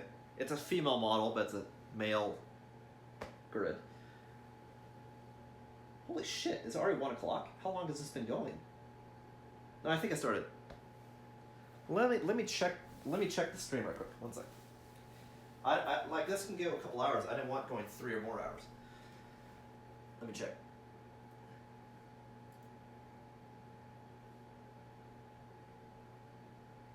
Oh man, we're already at 3 hours. I'm sorry. I should have broken up the stream. Shit. I'll keep it going. I didn't realize it's so long. My bad. Yeah, sorry about that. After this round, I'll end the stream, for sure. Man, I'm sorry. Man. Because I want to end it at the top of the round so I remember who goes. Alright, so she's going to attack. Unless we kill it this round, then great. But still, this is going super long. I'll think about what to do. Alright, so speed is 2. And then I hit on a 3. There's no toughness bonus. So we got a 4 and a 7. So that is 2 hits. So we got feathered body and tail feathers. Tail feathers is impervious, so that means there's no wound on it. So I'll do that last. Feathered body, -2 toughness to hit. So it's an 8 to hit, and Oko's toughness is a 7. So that means it's a guaranteed hit. I'm just rolling the crit. My luck is a 2, so it's a guaranteed hit or a crit on an 8. We got a natural lantern. That is a critical hit. So we got 1 wound, and then critical hit on the feathered body. That terrific attack slams into the Phoenix's massive frame. It hesitates, shocked that a puny human could harm it. Gain 1 random Phoenix resource. The Phoenix staggers and cancel any reactions until the end of the attack. Which are no other reactions, but it's good to know. So I gain 1 resource, which we get a pustules organ.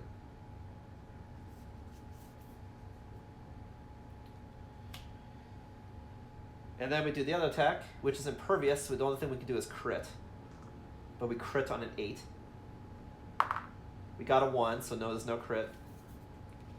But that was a pretty good attack. Pretty good attack. Okay. Next up is we're going to do Adam, whose movement is a 4, but then has speed 4. It can attack twice. Strength is a 5. Alright, so what are we going to do? We want to get in front of it. So we want to go... we want to get square with it, So he's going to attack.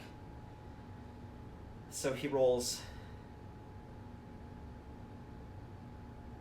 Speed +1 is 3, but then speed +1 for the token. So he rolls 4 dice. I might have screwed up that last time by not remembering to do speed +1 token, but whatever. It is what it is. So it's 4 dice, speed 4, 3 plus this +1 token. Speed 4, accuracy is a 5. So I hit on a 5. We got 2 hits, a 6 and a 6. We're attacking with our first weapon. Make sure there's no trap card in here. Okay. We got a glorious primary eyes and tiny wing hands. The second one's impervious. The first one's a first strike. It's the whole thing about destroying the genitals. That you either get your genitals destroyed and knocked down, or so that's basically just bad. So it's really bad and bad, to be honest. Like that's very unfortunate. Because if your genitals just get destroyed, you're instantly knocked down. And I don't want to get knocked down. But it's also after you wound. So that means when I did that, I still could have rolled a wound, and I don't know if I did. I probably did. I'm assuming I did. I can't remember, to be honest. So anyway, I'll do tiny hands first. It's impervious, all I could do is crit. So to crit, it's a 10. That's a 1, so it's nothing. Next one is, my strength is a 3 plus 2 is a 5. So 10 minus 5 is 5, so I wound on a 5 and crit on a 10. But it does first strike. It just means I have to do this one first. So it's a 4, so I don't wound and I don't crit. And then I didn't cancel my attack, so that means I get the reflex. Because I was going to try to end this damn thing. So the reflex is I get destroyed genitals on this person as well. So, which you wouldn't think is a problem, but it's less people that can copulate, and my population is getting pretty small. So he already has Lantern Branding and already has King's Curse. Now he also has Destroyed Genitals. Now I'll look again and see what that does. So he's got Destroyed Genitals, which is, never a good thing. Destroyed Genitals. I get a random disorder and knockdown. So I'll do an order. So I get a random disorder first. Of course, if I just ended my attack, I want to get knocked down at all. I think that's how I played it wrong. You can do damage and get destroyed genitals, or you can end your attack and do nothing. So fuck it, we're just gonna end the attack. Because he's not super insane. So no, we're just gonna end the attack. So screw it. We're just ending the attack. Nope, we're ending the attack. Because if I end the attack, I'm not gonna get knocked down. Because the reaction, if you cancel the attack, the reflex never happens. Because you act like the attack never happens. If I'm reading this correctly. Because this is after you wound. If you cancel the attack, then the wound never happens. The attempt, the whole thing stops. Okay, so he ends his attack. So I don't think we got any hits in, did we? Did we wound at all? Yeah, we got 1 wound. He's got 2 AIs left. Okay. So, Oko's got destroyed genitals. Adam's like, we need to have a population. I gotta stay alive. Gotta stay alive so I can hurt this guy. Okay. So that's the end of their turns. So that means the only AI cards he could possibly do now is Peck and Wing Punch. We know that. So I did successfully never see the legendary card, and I think we only saw 1 A card. So we did get rid of him. So we just gotta survive and hit him.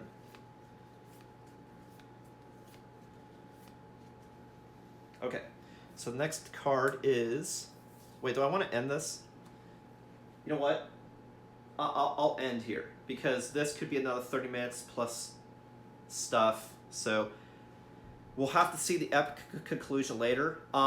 Most likely, because I'm into this fight, I'll probably will do it later today. But I'm going to stop this point because the stream's going super long. So we're at the top of the next round.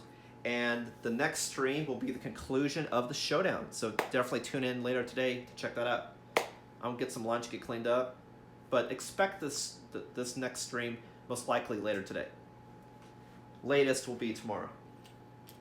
Awesome. Well, thanks for watching, everybody. Tune in to see what happens to the band of survivors trying to kill a gigantic fucking man bird that shits and controls time.